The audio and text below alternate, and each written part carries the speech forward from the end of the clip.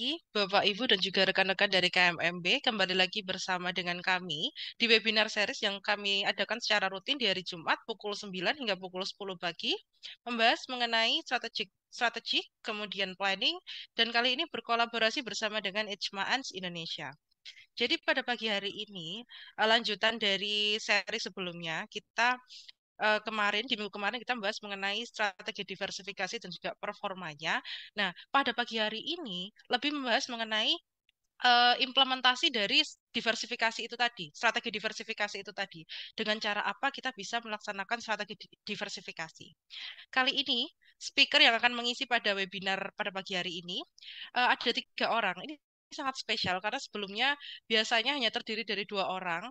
Biasanya itu speaker pertama ada Bapak Muhammad Badawi selaku Direktur dari KMMB, Konsultan Corporate Planning and Strategy, kemudian ditemani dengan Associate Consultant. Untuk kali ini, Associate Consultant ditemani dengan Rizky Andri Kurniawan. Dan kali ini ada speaker ketiga, speaker tamu ya, speaker spesial.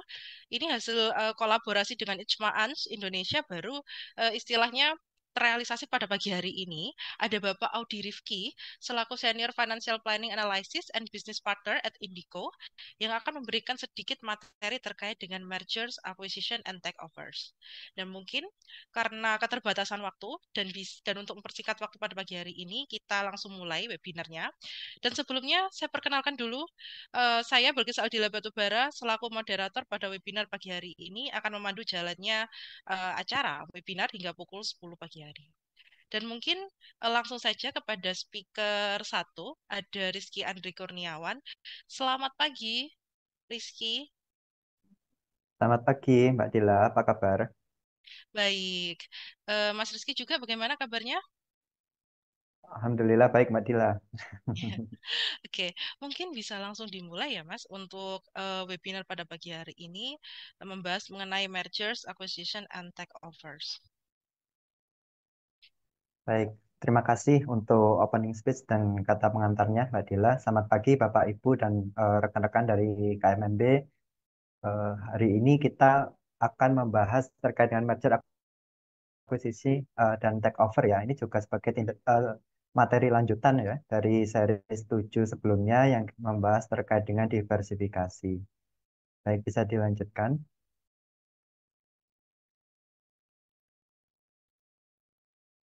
Ya, sebelum kita mulai, mungkin saya mau mengutip sedikit perkataan dari Simon Sinek. Nah, beliau ini adalah seorang eh, penulis ya, penulis asal Amerika dan inspirational speaker di bidang business leadership. Jadi, karena yang kita bahas pada pagi hari ini adalah terkait dengan merger dan akuisisi, maka tentu apa yang akan kita lakukan, yaitu merger dan akuisisi ini tentu harus memiliki maksud tertentu. Kalau kata Simon, eh, if you want to marry someone for the operational efficiency they offer in the running of a household, then why would you combine two companies with unique culture and identity for that reason? Jadi kita juga tentunya harus punya alasan ya kenapa kita melakukan baik itu merger maupun akuisisi. eh, Tentunya harus ada benefit yang akan kita dapatkan atau benefit yang ditawarkan dari perusahaan yang akan kita merger dan akuisisi. Kurang lebih seperti itu. Baik, next. Nah, jadi sebelum kita masuk ke materi lebih dalam ya, mungkin kita perlu perlu untuk mengetahui perbedaan dari merger dan akuisisi secara definisi. Jadi merger itu didefinisikan sebagai bersatunya dua atau lebih perusahaan untuk mengkombinasikan berbagai sumber daya. Sedangkan jika akuisisi didefinisikan sebagai satu perusahaan membeli aktiva atau saham dari perusahaan lain. Nah, jadi ketika kita bicara eh, merger ya, ketika kita bicara merger, A ditambah B sama dengan C. Sedangkan ketika kita bicara akuisisi, A ditambah B, ini sangat mungkin antara A atau B. Nah, bedanya seperti itu. Jadi ketika kita bicara merger, itu akan menghasilkan satu entitas baru yang bernama C ini. Yang yang mana itu adalah gabungan dari dua entitas A dan B. Sedangkan ketika kita bicara terkait dengan akuisisi, maka hasil akhirnya atau outputnya merupakan salah satu dari perusahaan eh, yang melakukan akuisisi, entah itu perusahaan A atau perusahaan B. Kurang lebih seperti itu. Nah, ketika kita eh, bicara terkait dengan merger dan akuisisi, kita juga eh, tentu saja ketika kita mengakuisisi ya atau membeli perusahaan lain, tentu tidak menutup kemungkinan ada ada probabilitas terjadinya penolakan. Nah, itu dalam dunia eh, strategic management dikenal sebagai hostile takeover. Dan nanti akan dibahas lebih lanjut lagi terkait dengan hostile takeover. Jadi intinya hostile takeover itu terjadi manakala perusahaan yang diakuisisi ini dalam tanda kutip menolak dan melakukan perlawanan terhadap aktivitas merger atau akuisisi. Sedangkan kebalikannya dari hostile takeover yaitu eh, perusahaan yang diakuisisi atau di merger ini justru mendorong ya, justru setuju dan mendorong terjadinya pengambil alihan untuk tujuan entah itu tujuan efisiensi atau yang lain. Nah, kalau kita bicara merger juga, merger ini bisa kita klasifikasikan menjadi tiga menurut eh, keterkaitan dari aktivitas bisnisnya ya. Ada tiga. Yang pertama ada merger horizontal, kemudian ada merger vertikal, dan merger korporasi. Mohon maaf, merger konglomerasi.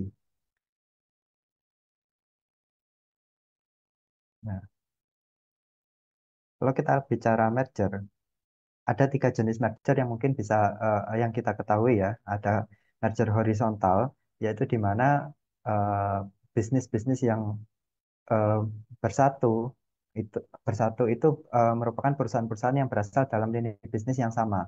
Jadi perusahaan-perusahaan yang berada dalam lini bisnis yang sama, mereka bergabung, mereka merger untuk membentuk satu entitas atau perusahaan baru. Nah, umumnya eh, perusahaan yang melakukan merger secara horizontal ini merupakan perusahaan yang eh, mereka berstatus sebagai pesaing. Nah, contohnya kalau kita bicara dalam industri perbankan, kita pernah lihat merger dari Lipo Bank dan Bank Niaga.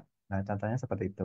Kemudian terkait dengan merger vertikal, itu adalah merger yang dilakukan oleh perusahaan dalam lini eh, produksi atau bisa kita sebut sebagai pemasok yang bergabung dengan perusahaan yang berada di lini customer. Nah, contohnya seperti apa? Contohnya mungkin kita bicara Indofood. Indo. Indofood yang memproduksi mie, katakan seperti Indomie, dia mengakuisisi Bogasari. Nah, Bogasari sebagai perusahaan tepung diakuisisi oleh Indomie untuk yang pertama sebagai supplier bahan baku untuk memastikan ketersediaan bahan baku juga untuk memastikan kualitas dari bahan baku. Nah, contoh ini memperlihatkan bahwa Bogasari ini berstatus sebagai pemasok, yaitu pemasok tepung tadi dan Indomie yang dimiliki Indofood ini sebagai customer. Kemudian ada juga merger konglomerasi. Ini adalah merger yang dilakukan oleh perusahaan-perusahaan yang mereka eh, mereka perusahaan yang benar-benar tidak terkait, namun mereka bergabung dalam satu grup yang sama. Contohnya Lipo Karawaci dan grup-grup bisnis lainnya.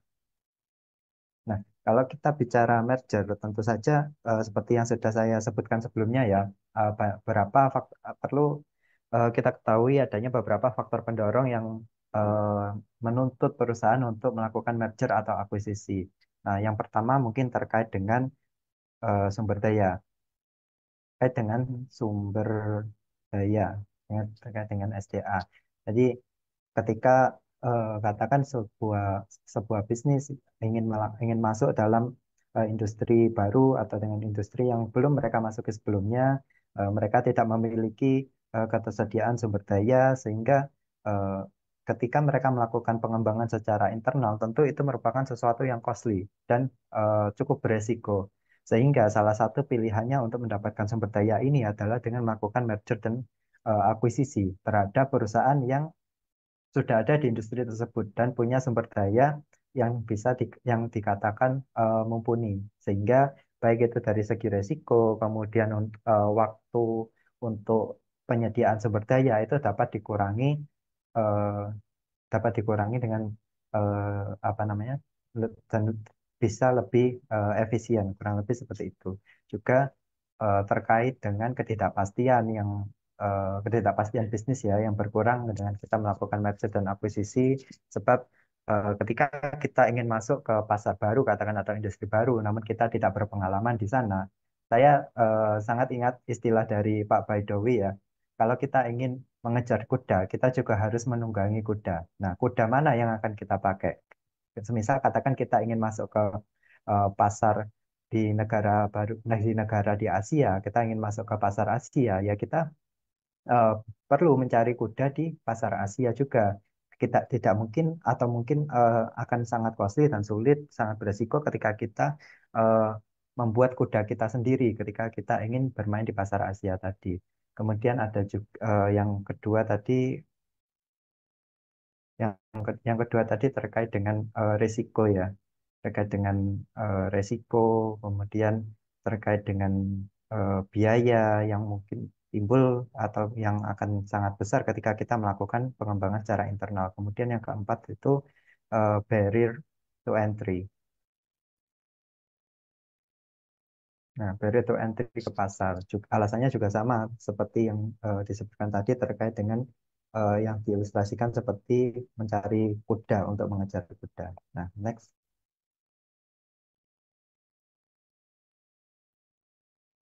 Baik. Nah, eh, tentunya juga ada beberapa alasan atau faktor-faktor yang perlu kita pertimbangkan ketika kita memutuskan untuk melakukan merger dan akuisisi. Yang pertama, market failure ya. Nah, jadi yang menentukan apakah ada market failure atau tidak di industri yang kita masuki ini. Nah, market failure ini ditentukan ada tiga. Yang pertama, apakah eh, dia itu ada transaction specific asset. Transaction specific asset. Nah, artinya apa? Ketika eh, di suatu bisnis tersebut akan memerlukan sumber daya khusus untuk eh, apa namanya perusahaan memerlukan sumber daya khusus untuk dapat berbisnis di suatu industri, maka perusahaan mau tidak mau harus mencari cara bagaimana dia bisa menyediakan sumber daya tersebut. Nah, ketika kita bicara transaction specific asset atau aset tertentu, seperti yang saya jelaskan juga sebelumnya, otomatis eh, dengan adanya merger dan akuisisi atau kita mengakuisisi perusahaan yang sudah ada di industri tersebut, yang sudah eksis di industri tersebut sebelumnya, kita akan eh, mendapatkan banyak manfaat terkait dengan efisiensi, kemudian pengurangan risiko, dan lain sebagainya yang sudah saya jelaskan tadi. Kemudian market failure ini juga dilihat pada adanya ketidakpastian bisnis atau uncertainty. Kemudian yang ketiga terkait dengan transaction frekuensi.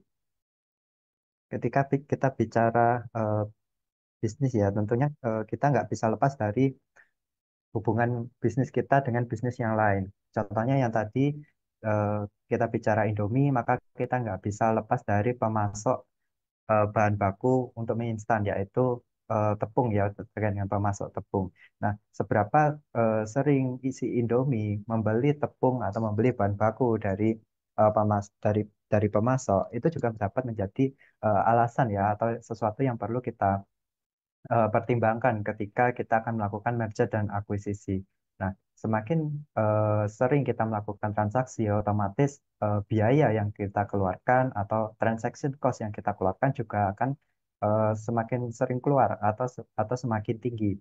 Nah, untuk tujuan efisiensi, seringkali perusahaan ini mengakuisisi perusahaan yang menjadi pemasoknya.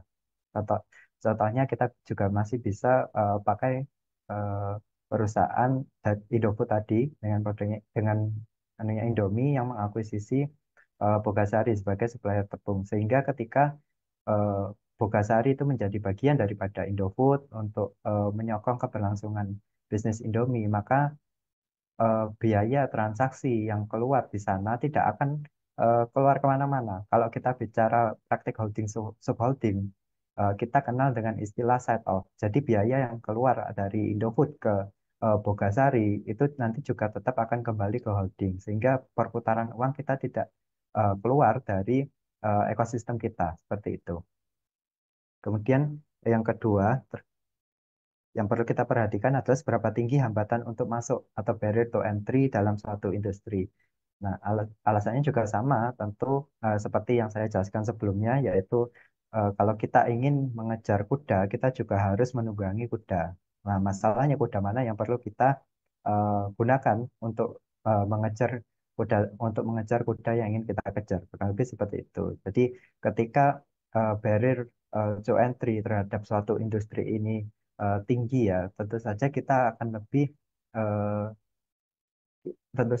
akan lebih diuntungkan ketika kita eh, memilih untuk mengakuisisi perusahaan yang sebelumnya sudah ada di industri tersebut daripada kita melakukan pengembangan secara internal, kita melakukan pengembangan internal secara mandiri perusahaan baru untuk masuk ke industri tersebut. Yang pertama tentu akan sangat costly, kedua juga resikonya sangat tinggi.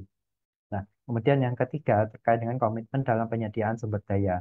Apakah sumber daya yang dibutuhkan dalam industri tersebut itu merupakan sumber daya yang dalam tanda kutip saklek harus kita sediakan.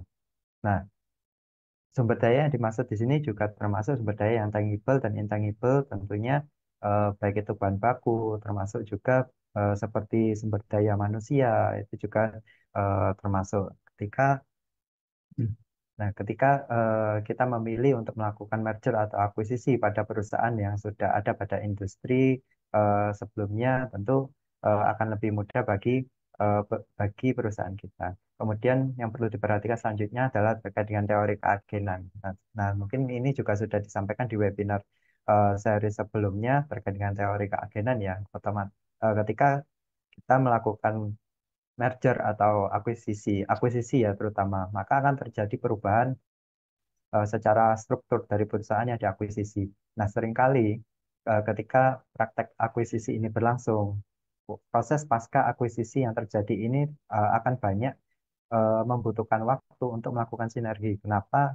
Karena seringkali terjadi, yang pertama seringkali terjadi penolakan dari agen-agen yang ada di perusahaan yang diakuisisi. Nah, yang kelima, terkait dengan ketersediaan partner yang atraktif. Apakah ada partner atau perusahaan-perusahaan yang potensial untuk kita akuisisi? Tentunya kita nggak mau melakukan merger atau akuisisi sebelum kita menilai partner sebagai yang kita jadikan sebagai objek merger atau akuisisi itu merupakan partner yang bisa dikatakan mungkin profitable atau yang memang possible untuk kita merger dan akuisisi. Kemudian yang keenam adalah terkait strategi diferensiasi yang kita lakukan. Kalau kita bicara strategi diversifikasi ya, seperti yang dibahas pada webinar seri sebelumnya, kan kita mengenal strategi diversifikasi yang relate dan unrelate. Nah, apakah perusahaan itu menggunakan strategi diversifikasi yang relate atau dia menggunakan strategi diversifikasi yang unrelate? Nah, ketika perusahaan menggunakan strategi diversifikasi yang relate diversification, maka bagi perusahaan juga akan semakin mudah melakukan integrasi pasca proses merger atau akuisisi, karena semakin sedikit hambatan yang akan ditemui. Nah, semisal eh, merger dan akuisisi ini dilakukan pada perusahaan yang memang dia punya eh, mereka punya bisnis yang serupa, sehingga ketika proses integrasi baik itu dari sisi sumber daya ya yang dibutuhkan ataupun dari struktur organisasi dan lain sebagainya itu akan lebih mudah karena hambatan atau perbedaan yang muncul itu tidak sebanyak yang muncul ketika perusahaan itu merupakan perusahaan yang unrelated. Nah, sebaliknya dari relate, ketika perusahaan itu merupakan perusahaan yang unrelated ya, tidak saling terkait satu sama lain, This is maka basically what we are hambatan talking about on the corporate yang side ya. muncul atau Yang proses kedua, integrasi pakai pasca sesuatu. merger dan akuisisi akan eh, lebih banyak, sehingga ketika perusahaan itu memang secara strategi diversifikasi menggunakan strategi diversifikasi yang unrelated, maka sebetulnya akan lebih disarankan untuk melakukan akuisisi dibandingkan dengan merger. Nah, eh, mungkin kurang lebih itu materi yang dapat saya sampaikan. Saya kembalikan ke moderator. Baik, terima kasih Andri atas pemaparan preambul ya dari materi mergers, acquisition, and takeovers. Jadi di awal kita sudah diberikan sebuah note dari Simon Sinek bahwa mergers are like marriages. They are bringing to a person that have different cultures and different trait and also have different uniqueness. Jadi memang ada beberapa hal yang perlu dipertimbangkan oleh perusahaan ketika mereka mau melaksanakan merger dan juga akuisisi ataupun juga ada takeovers yang nanti akan dibahas lebih lanjut. Dan mungkin sedikit note yang dapat saya berikan di pertengahan sesi ini ya, sebelum kita lanjut pada speaker kedua. Jadi kalau bicara mergers, acquisition, and takeovers, kemudian hubungannya dengan strategi diversifikasi, sebagaimana sudah dipaparkan pada webinar saya sebelumnya, mergers, acquisition, and takeovers ini merupakan salah satu transaksi, deals, kemudian salah satu cara untuk melaksanakan diversifikasi eh, kalau di strategik itu kita menyebutnya sebagai inorganic growth. Nah, beda dengan organic growth, di mana kita melakukan diversifikasi dengan pengembangan internal, kita menggunakan kekuatan internal kita. Tapi kalau mergers, acquisition, and takeovers, kita mengambil peluang-peluang yang ada di eksternal, di luar, untuk bisa kita masukkan atau implementasikan strategi diversifikasi ini. Dan mungkin berikutnya, sebelum kita lanjut pada speakers 2, saya ingin sedikit iklan ya kepada Bapak Ibu dan juga rekan-rekan semua. Saya ingatkan sekali lagi, mungkin kalau Bapak Ibu sudah pernah join webinar sebelumnya dengan saya, bahwa kami KMMB selalu mengadakan webinar series, di mana webinar series ini diadakan di hari Jumat jam 9 hingga jam 10 pagi, dengan materi yang dibahas itu berkaitan dengan strategi, dan mungkin nanti ke depannya karena kita sudah memulai kolaborasi dengan Ijma Ans Indonesia, ada beberapa materi yang nanti related dengan keuangan dan materi-materi lain terkait. Dan di minggu depan, kami kembali dengan webinar series dengan speaker pertama Bapak Muhammad Badawi selaku Direktur KMMB dan juga ada Widianti Ayu Nilasari selaku Associate Consultant di KMMB membahas mengenai Alliance and Networking Strategy. Dan kemudian selain juga webinar series yang akan dilaksanakan di minggu depan, kita juga melaksanakan webinar series yang sudah kita susun. Untuk sementara sudah ada 12 webinar series dan ini sudah jalan webinar series yang ke-8 sehingga masih tersisa kurang lebih 4 webinar series dan di series terakhir kita akan membahas mengenai creating synergy. Ya mungkin kita lanjut pada materi selanjutnya terkait dengan mergers, acquisition, dan juga takeovers dengan speaker kedua kita bersama dengan Bapak Muhammad Badawi selaku Direktur KMMB. Selamat pagi Pak Badawi. Ya, pagi, Dila, apa kabar? Baik Pak Badawi sendiri baik? Alhamdulillah sehat. Iya Pak.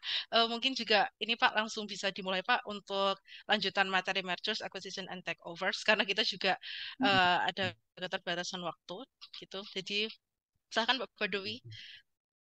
Baik, terima kasih Dila. Ya, Bapak Ibu selamat pagi. Saya sapa Bapak Ibu dari seluruh Indonesia ini ya, dari tim KMMB, kemudian dari member asosiasi CME ya, CME, kemudian beberapa partner, kolega, dan saya lihat juga beberapa klien dari KMMB juga join gitu ya. Dan harapannya juga potensial klien ya ini Dila ya. Jadi kalau kita lihat memang Bapak Ibu dalam pengambilan keputusan, terutama dalam aksi korporasi, ya itu memang sangat dibutuhkan partner ya. Dulu partner salah satunya adalah lembaga konsultan. Ya, salah satunya KMMB bisa memfasilitasi hal itu. Seperti itu ya Dila. Terakhir kita memberikan layanan untuk due diligence ya kemarin ya. Kita ada due diligence berkaitan dengan akuisisi waktu itu akuisisi perusahaan dari Surabaya ke Makassar gitu ya. Meskipun pada akhirnya keputusan dari due diligence kami adalah tidak direkomendasikan untuk dibeli kan gitu ya. Jadi ternyata informasi yang diberikan tidak semuanya tereksposur dengan baik Bapak Ibu.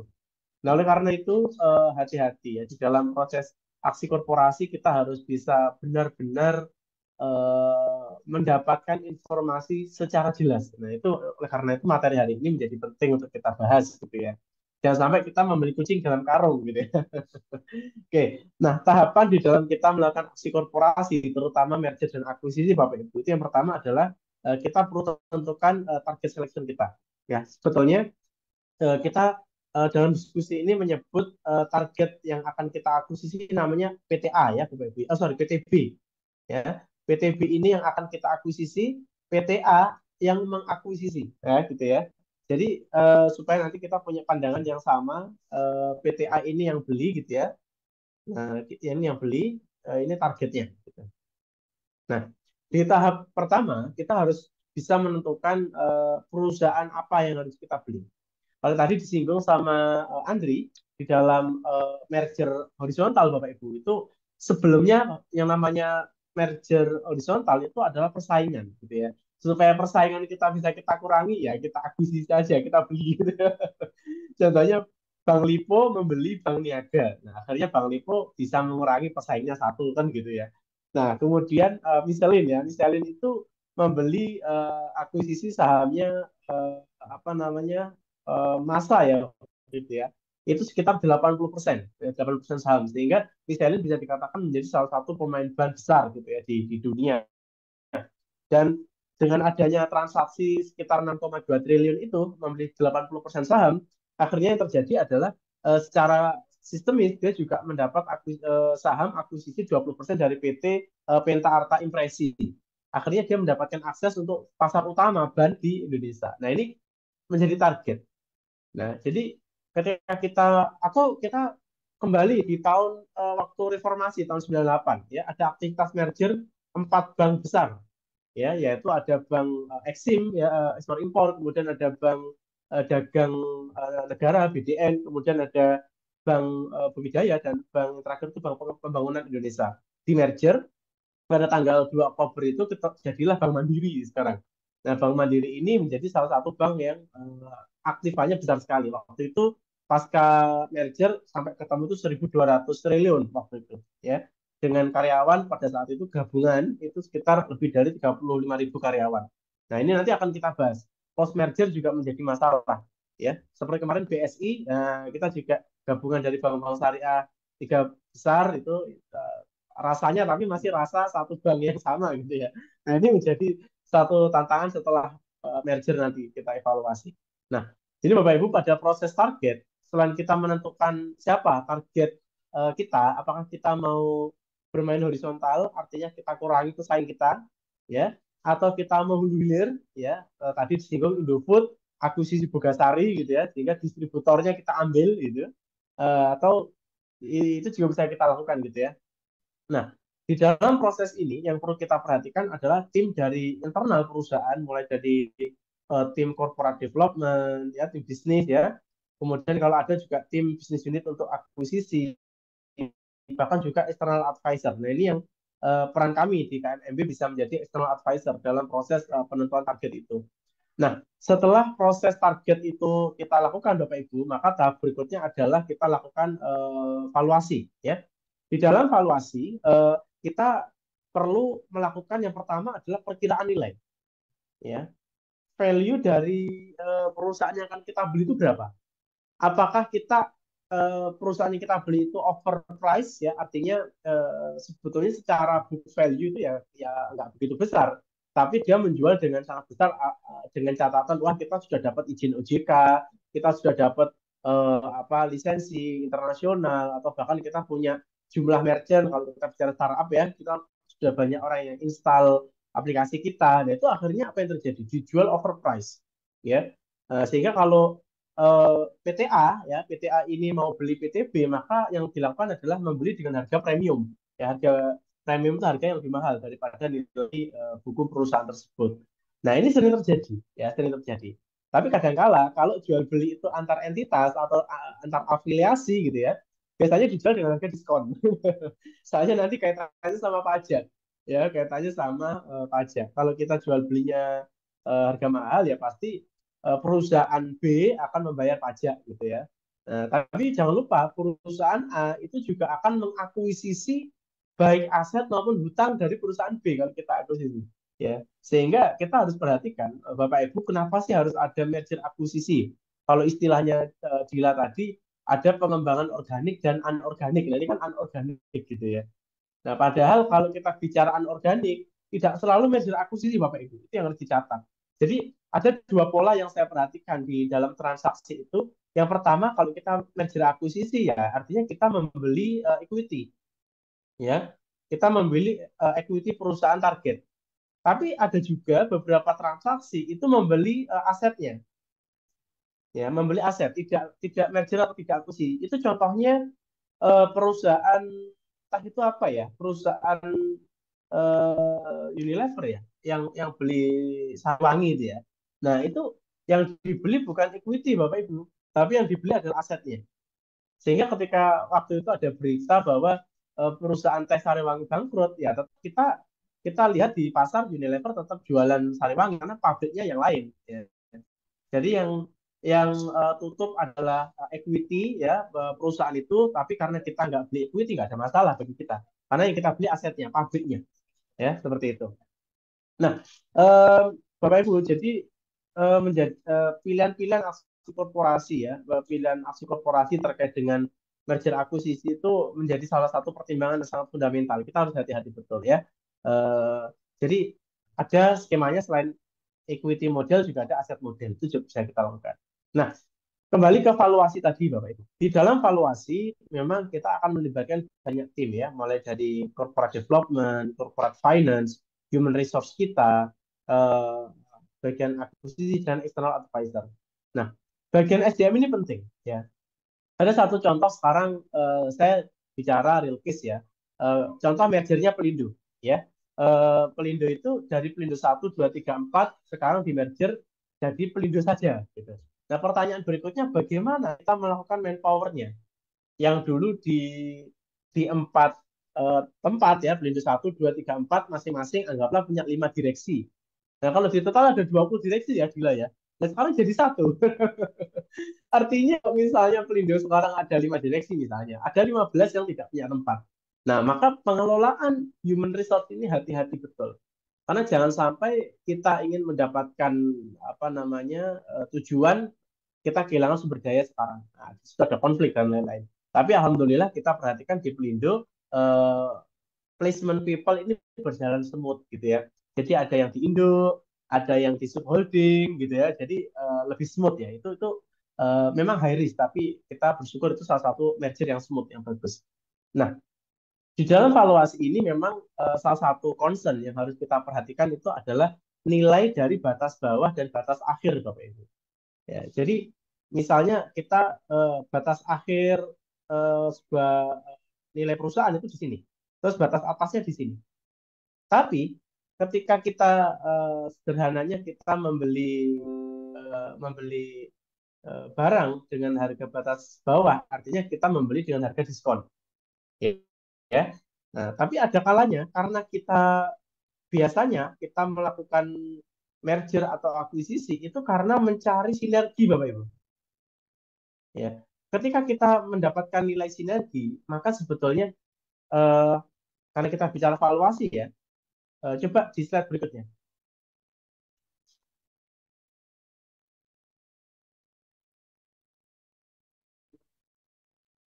Nah, jadi ini. Jadi tahapan valuasi tadi ya, di valuasi tadi itu kita selalu dihadapkan yang namanya batas bawah dan batas akhir, batas atas ya.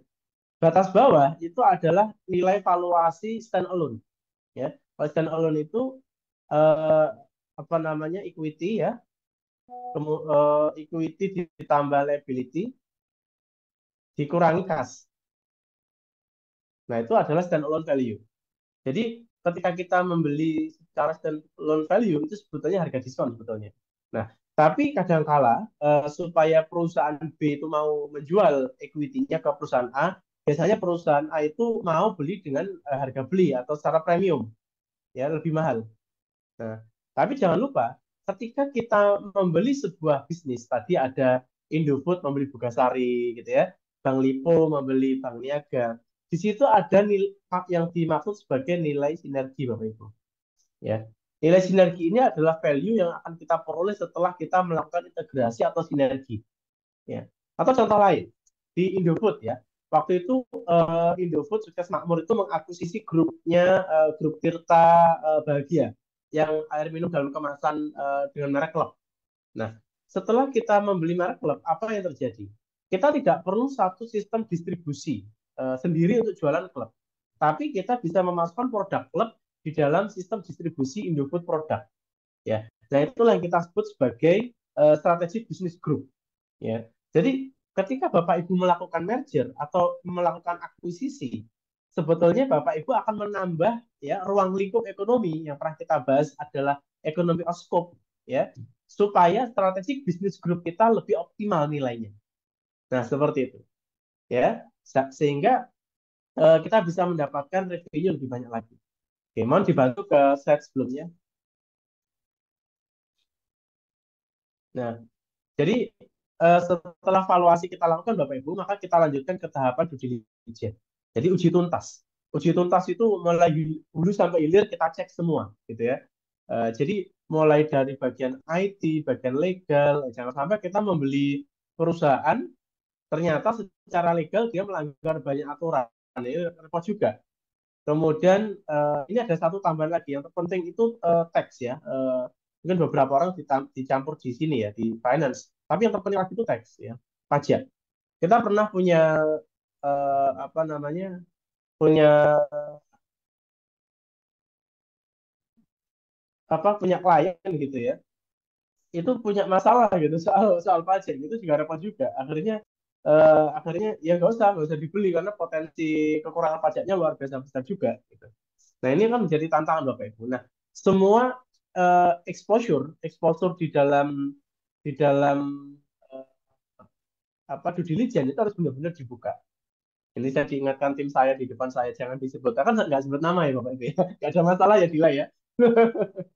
Hanya cerita story-nya aja.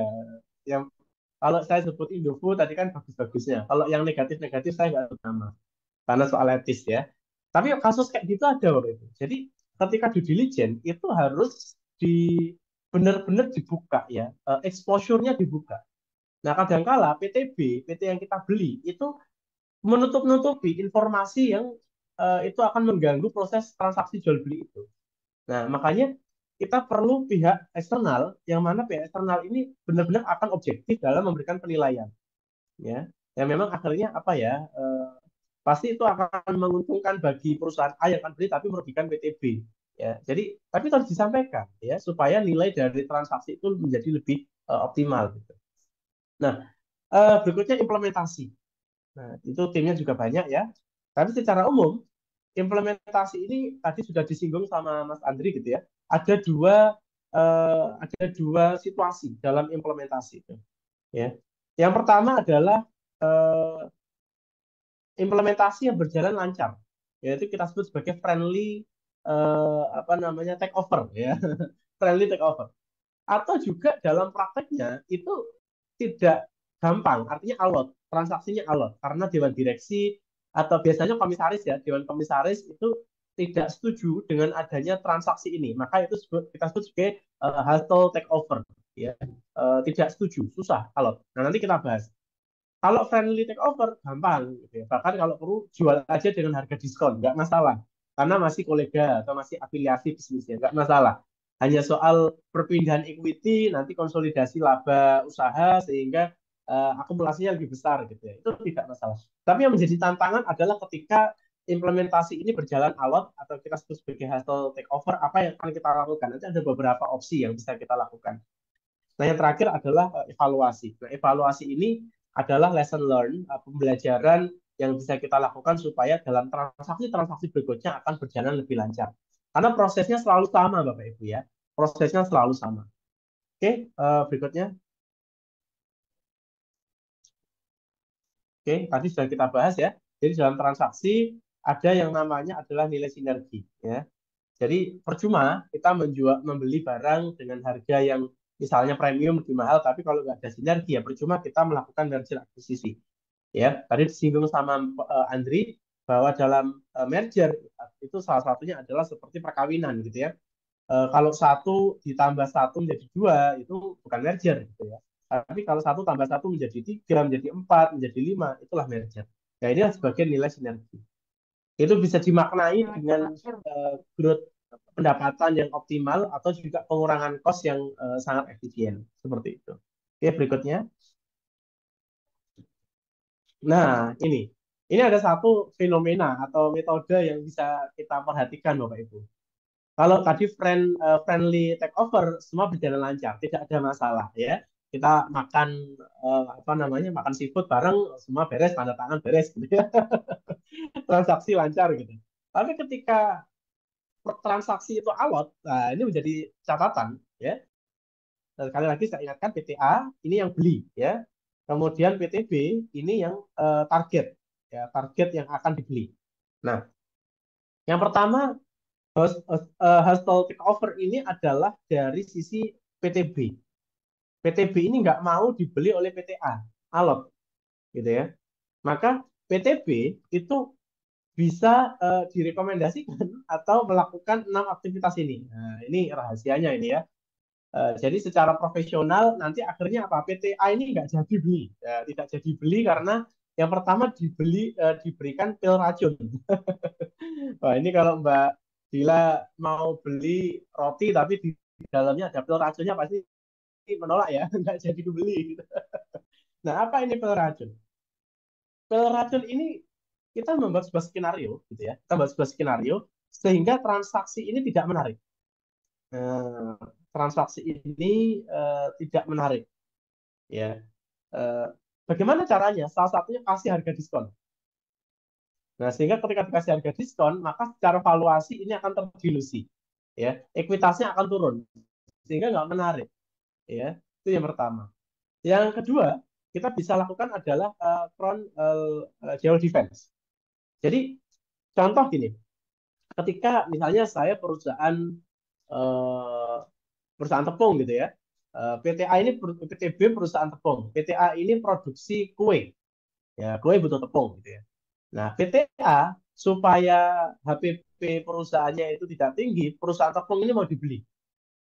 Nah, kalau kita perhatikan Bapak Ibu, bagian yang paling berharga di dalam PTB itu adalah produksi tepung. Betul ya? Nah, ketika PTB ini nggak mau dibeli sama A, maka dia bisa melakukan strategi crown jewel defense. Artinya apa? Menjual bagian paling berharga dalam perusahaan B. Nah, karena ini pabrik tepung, maka posisi atau aset ya atau bagian paling penting adalah mesin produksi tepung. Maka owner kalau tidak setuju sama A mau beli, ya udah mesin-mesin produksinya ya itu dijual dulu. Sehingga ketika mesin produksi itu sudah bukan menjadi aset atau mungkin juga lahan kita punya tanaman gandum atau lahan kita punya tanaman sagu kita jual sudah bukan menjadi bagian aset dari PTB, maka itu tidak menarik lagi bagi PTA. Ya, jadi misalnya secara perusahaan nanti dijual ke perusahaan ownernya B ke perusahaan lain ya, yang masih satu afiliasi, maka B menjadi tidak menarik bagi A. Nah, itu caranya untuk crown jewel defense. Kita jual ya bagian paling berharga di dalam perusahaan kita apa. Cara yang ketiga, kalau misalnya kita tidak mau diakuisisi atau kita tidak mau di merger gitu ya, salah satunya adalah amandemen super majority. Caranya gimana? Ini adalah perjanjian kontrak yang harus disetujui oleh 67 sampai 90% pemegang saham. Nah, jadi dalam kita berniaga, one day ketika misalnya perusahaan kita semakin seksi, semakin menarik, ya, maka dan kita tidak mau melepas perusahaan kita ke entitas lain atau ke publik, kita tetap pertahankan misalnya di family business atau di grup bisnis kita, ya udah kita ada aturan kalau ada aksi korporasi, baik itu merger maupun akuisisi, harus persetujuan 67 sampai 90% pemegang saham. Ya, ini menjadi susah. Ya, prosesnya tidak gampang, jadi lebih rumit secara birokrasi. Nah, Yang keempat itu adalah parasut emas atau golden parachute. Golden parachute itu begini. Misalnya eh, kita contoh kasus misalnya seperti misalnya Dilan, saya nggak nyebut ada perusahaan karena ini kasus yang tidak bagus untuk dicontoh misalnya ya. Misalnya Dila membangun sebuah startup, ya misalnya membangun sebuah startup media, ya. Nah, suatu ketika perusahaannya Dila ini menjadi top of mind di Indonesia. Semua rujukan ya, bahkan sekarang lagi musim pilpres gitu ya, orang mencari berita paling objektif di medianya Dila gitu ya. Misalnya demikian. Nah, ketika Dila ini eh, semakin besar dia butuh investasi, sangat mungkin ada investor masuk ya, sangat mungkin ada investor masuk. Tapi lama-lama ketika equity yang dimiliki Dila itu tidak sebanding sama equity yang masuk, maka akan semakin kecil proporsi dari kepemilikan Dila. Maka di dalam perusahaan itu bisa memiliki satu aturan ya yang disepakati oleh semua pemegang saham baik yang mau masuk atau yang sudah ada, yaitu adalah ketika Dila sebagai founder, ketika nanti dikeluarkan dari perusahaan media tersebut, maka perusahaan harus membayar dengan harga sangat mahal. Nah, ini menjadi golden parachute. Jadi artinya ketika Dila nanti di dikeluarkan, kan banyak ya contoh kasus startup di Indonesia atau di Silicon Valley ketika semakin besar valuasinya makin besar malah foundernya mohon maaf dikeluarkan gitu ya. Steve Jobs bahkan juga sudah pernah dikeluarkan dari Apple gitu ya waktu itu. Nah, ini golden parachute. Jadi ketika founder dikeluarkan atau tim manajemen inti dikeluarkan dari perusahaan karena ada aksi korporasi kemudian investornya pengen ownernya keluar atau foundernya keluar, maka dia harus membayar sangat mahal, ya. Nah, seperti itu. Nah, dari biaya transaksi mahal itu akhirnya Gila bisa membuat perusahaan baru lagi, gitu ya. Jadi, contohnya seperti itu, ya. Steve Jobs keluar dari Apple, bikin kalau nggak salah itu apa ya, next Star atau apa gitu, perusahaan sejenis gitu, saya lupa, Star atau apa ya, saya lupa. Nah, yang kelima adalah Greenmail, ya, Greenmail. Ini saya agak cepat karena nanti ada pemateri yang ketiga ya, Pak Audi saya rasa sudah masuk juga ya. Nah, Greenmail ini adalah ketika perusahaan A membeli perusahaan B, harganya itu 15.000. Kemudian perusahaan B membeli lagi ya sahamnya ke perusahaan A harganya 20.000. Nah, ini dilakukan kenapa? Supaya perusahaan B yang pemilik pertama itu tetap menjadi pemegang saham pengendali atau PSP. Nah, itu namanya Greenmail. Ya, ada transaksi-transaksi seperti ini yang bisa kita lakukan. Atau yang keenam, ya, Pacman ini hanya bisa dilakukan oleh perusahaan dengan ekuitas yang paling modal yang besar. Karena setelah kita lakukan, misalnya perusahaan B dibeli perusahaan A, maka perusahaan B akan bisa membeli semuanya lagi, ya, dengan harga yang mungkin akan lebih murah. Kalau tadi Greenmill 20.000, sangat mungkin dijual dengan dibeli mayoritas ya 14.000, ya. Nah, seperti itu. Jadi hati-hati juga Bapak Ibu ketika kita mau membeli perusahaan dengan modal usaha atau capital yang sangat besar. Karena kita bisa simalakama juga, seperti itu. Nah, ini beberapa referensi ya Bapak Ibu kalau misalnya perusahaannya mau diakuisisi atau di merger tapi Bapak Ibu merasa kurang berkenan. Nah, ini ada beberapa opsi. Oke, berikutnya. Silakan.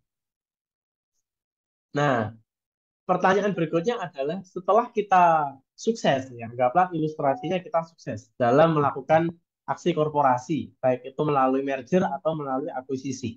Maka bagaimana cara kita untuk melakukan parenting? Nah, ya parenting.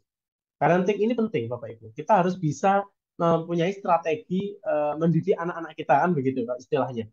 Nah, ketika perusahaan A tadi membeli B, misalnya kita akuisisi, maka B pasti akan menjadi anak ya yang nanti akan dikonsolidasi ke perusahaan A. Nah, bagaimana cara A ini mentreatment perusahaan B? Ada 4 opsi. Apakah dilakukan pelestarian, eh, kemudian apakah holding, simbiosis atau penyerapan? Kita bahas satu-satu.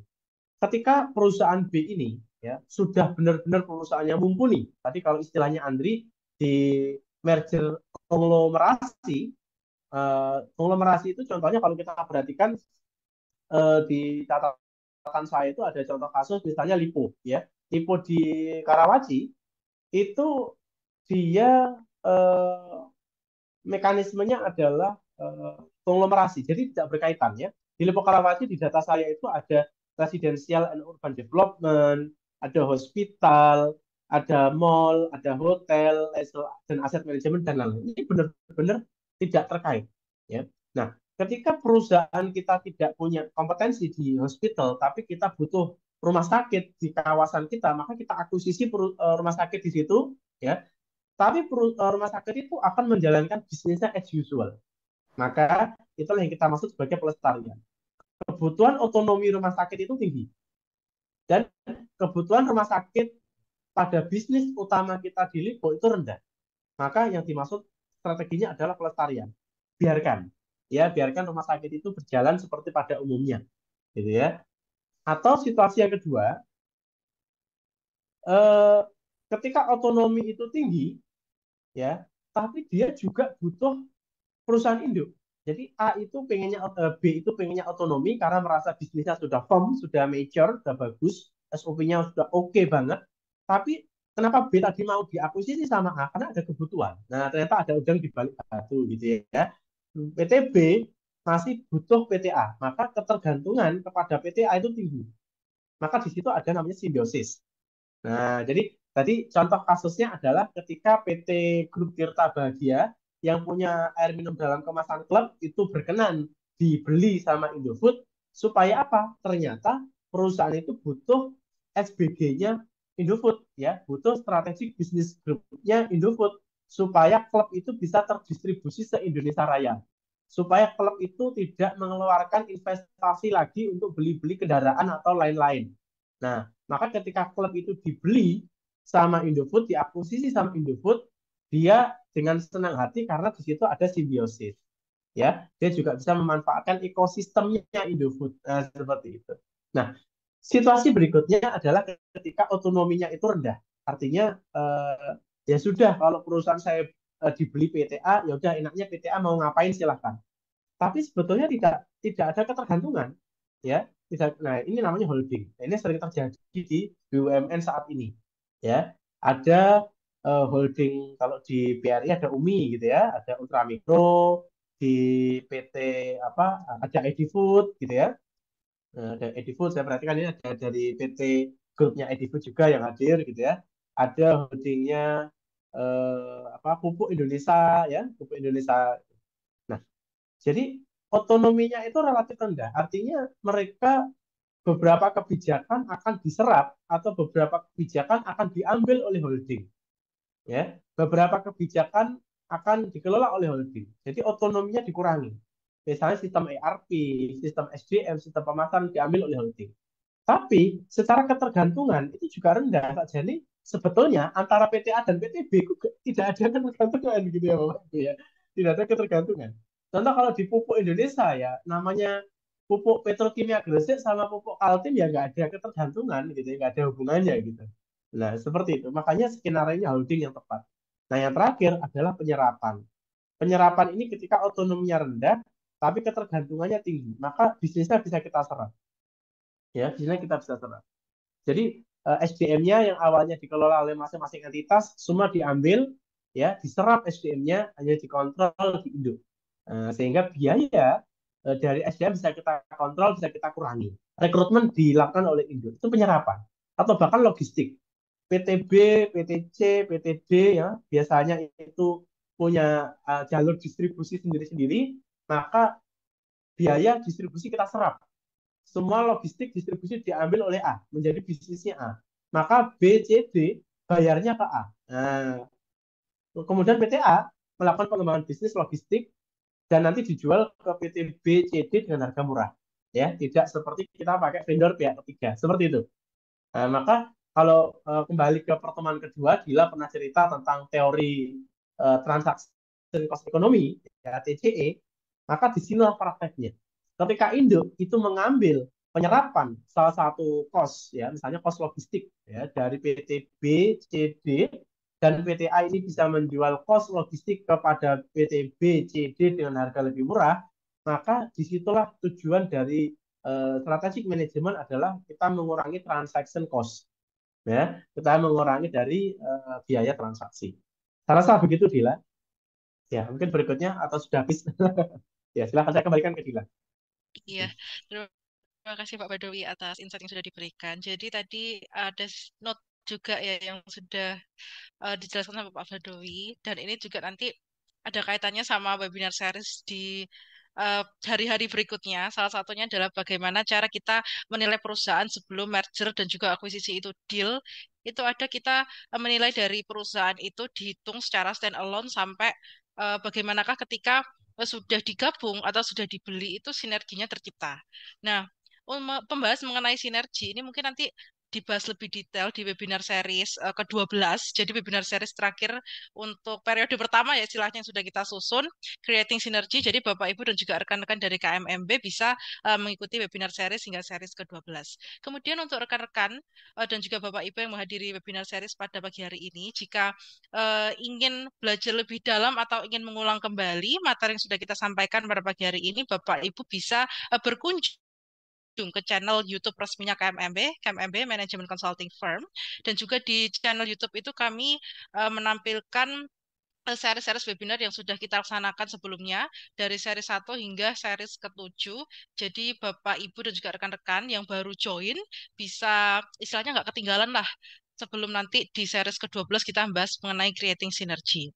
Dan juga saya mau iklan lagi, jadi setiap hari Jumat itu kita selalu mengadakan webinar di jam 9 pagi sampai pukul 10, dan eh, materi yang akan kita bahas itu biasanya berkaitan dengan strategik, dan juga karena kita berkolaborasi dengan Ijma'ans Indonesia, mungkin ke depannya kami akan menyajikan materi yang akan berkaitan dengan keuangan, hubungannya dengan strategik dan juga akuntansi gitu. Nah, ini sebelum kita lanjut ke materi mengenai merger, acquisition, and takeovers, saya ingin memperkenalkan speaker ketiga kita. Jadi ini merupakan hari pertama ketika kolaborasi Ijma'ans Indonesia dan KMMB itu istilahnya terrealisasi, terimplementasi. Jadi ada Pak Audi Rifki. Jadi Pak Audi Rifki ini merupakan Senior Financial Planning Analysis and Business Partner di Indico, dan beberapa work experiences yang sudah beliau lakukan diantaranya adalah Capital Market Deals, Financial Advisory, Account Managers, and Strategic Planning. Mungkin saya langsung menyapa Pak Audi Rifki. Selamat pagi Pak Audi. Pagi Mbak Dita.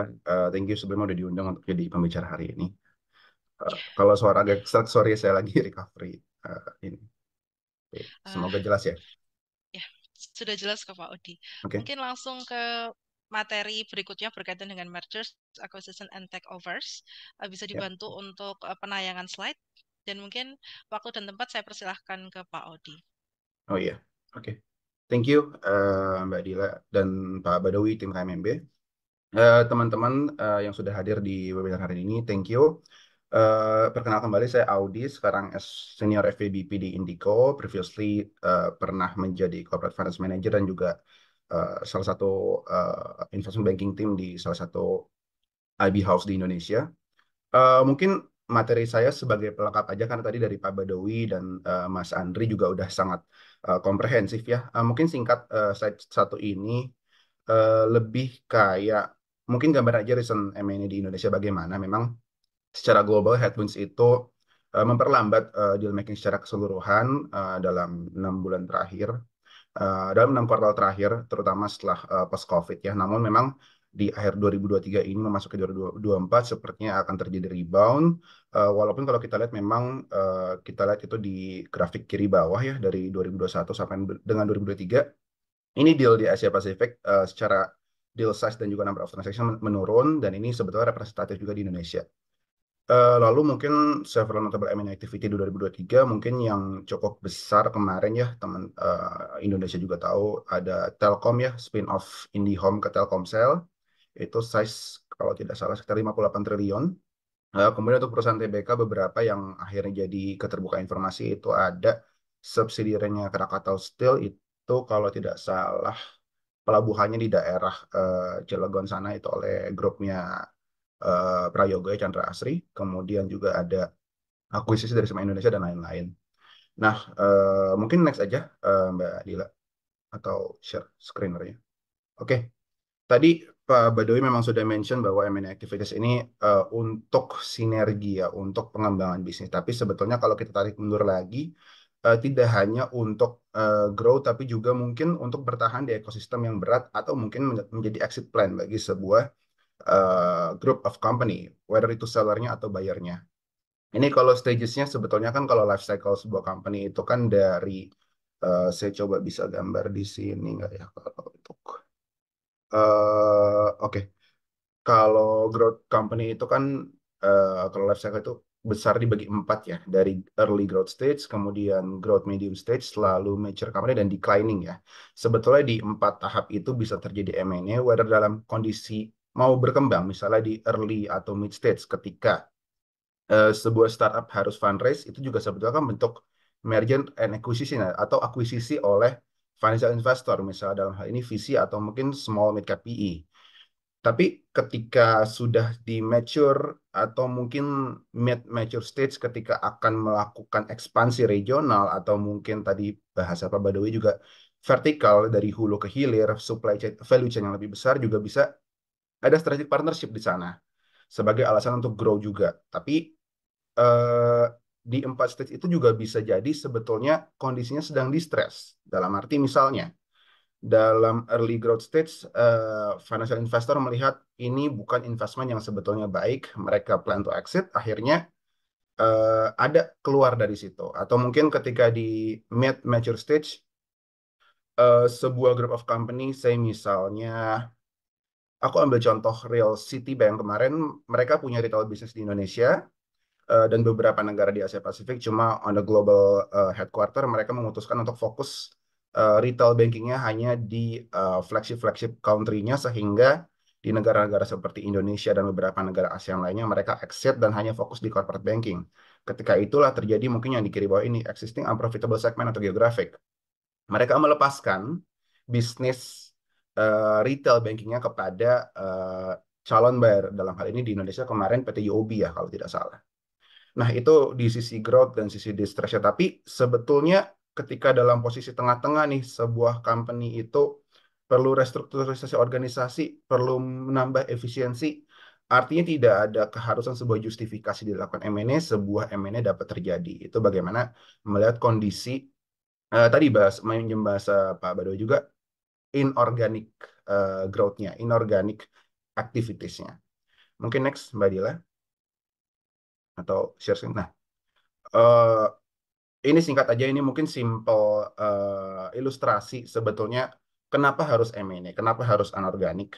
Kita coba pakai bahasa yang mungkin kita semua di sini akan alami secara personal juga. Ketika kita akan membeli rumah atau membangun sebuah rumah, apakah kita akan build up from the ground zero rumah tersebut? Kita membeli lahan, kemudian membayar seorang arsitek, kontraktor, konstruktor, dan segala macamnya, mencapai sebuah biaya, say 1,1 miliar. Atau kita akan membeli sebuah townhouse senilai 1,4 miliar. Mungkin kalau kita lihat di sini kan pro kon secara generalnya, kalau kita bangun mungkin akan lebih murah, tetapi perlu waktu yang lebih panjang dan juga perlu dimonitor secara reguler. Kalau kita beli, mungkin ada right to use yang immediate, tapi mungkin juga harganya lebih mahal.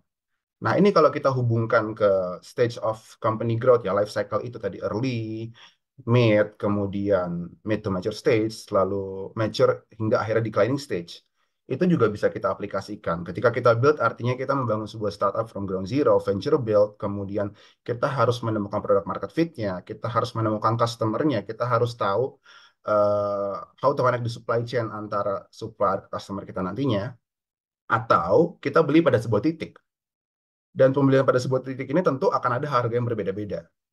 Misalnya ketika early stage, nilai valuasi sebuah company itu masih, say, 500 miliar.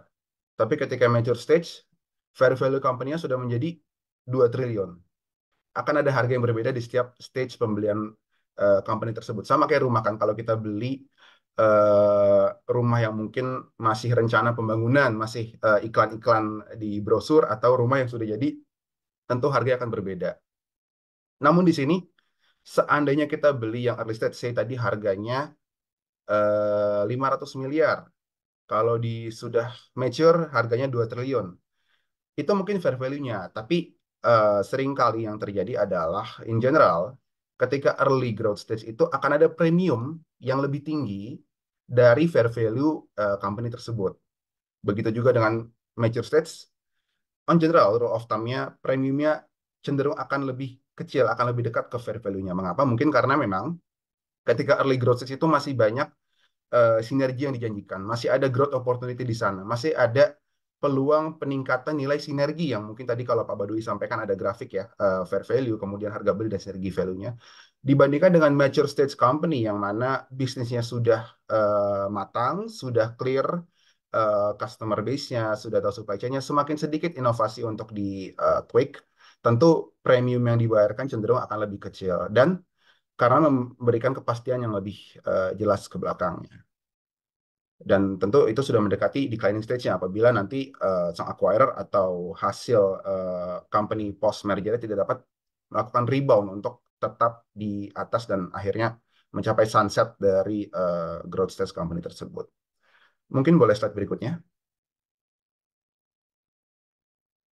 Nah, tentang sinergi.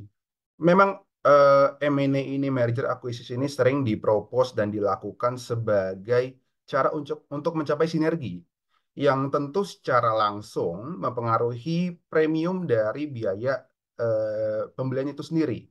Nah, sinergi itu apa sih? Mungkin saya mengulang kembali jadinya ya.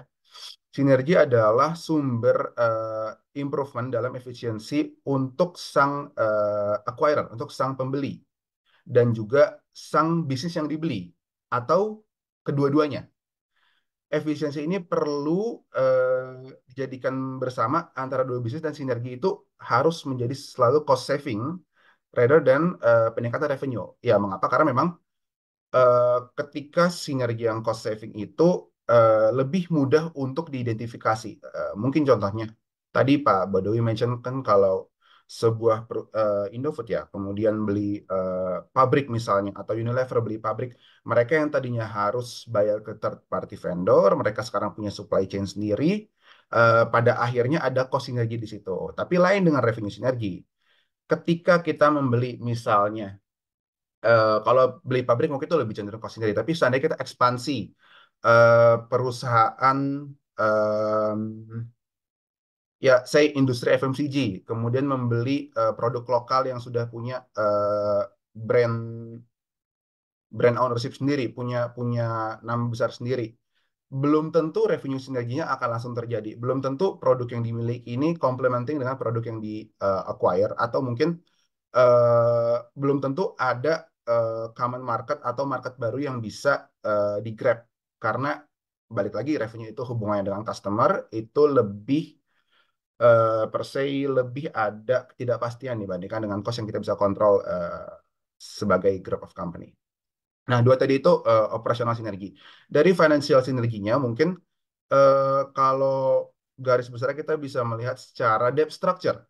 Tentu misalnya sebuah company, kita ambil contoh mungkin perusahaan manufacture membeli perusahaan manufacture lainnya, book value-nya bertambah, tentu dia punya debt capacity yang lebih besar untuk mengambil working capital yang lebih tinggi atau kredit investasi yang lebih tinggi. Begitu juga perusahaan infrastruktur. Aku ambil contoh mungkin kalau holding seperti Pelindo misalnya. Ketika Pelindo 2, Pelindo 3 berdiri stand alone, mereka punya book value, buku ekuitas itu 2 triliun. Ketika mereka digabungkan 2 triliun menjadi 4 triliun, tentu mereka punya debt capacity yang lebih besar untuk meminjam working capital loan menjalankan bisnisnya. Dan in turn tentu itu akan meringankan WACC-nya, lower fundraising cost-nya. Ketika ada economies of scale, lalu buku yang lebih besar, mereka dapat mendapatkan pendanaan yang lebih murah. Dari sisi perbankan seperti itu, dari sisi mungkin capital market juga, ketika mereka menerbitkan obligasi, tentu rating mereka akan lebih tinggi. Rating yang lebih tinggi artinya bunga yang lebih rendah untuk dibayarkan, kupon yang lebih rendah untuk investor, artinya lebih cost saving bagi sang issuer.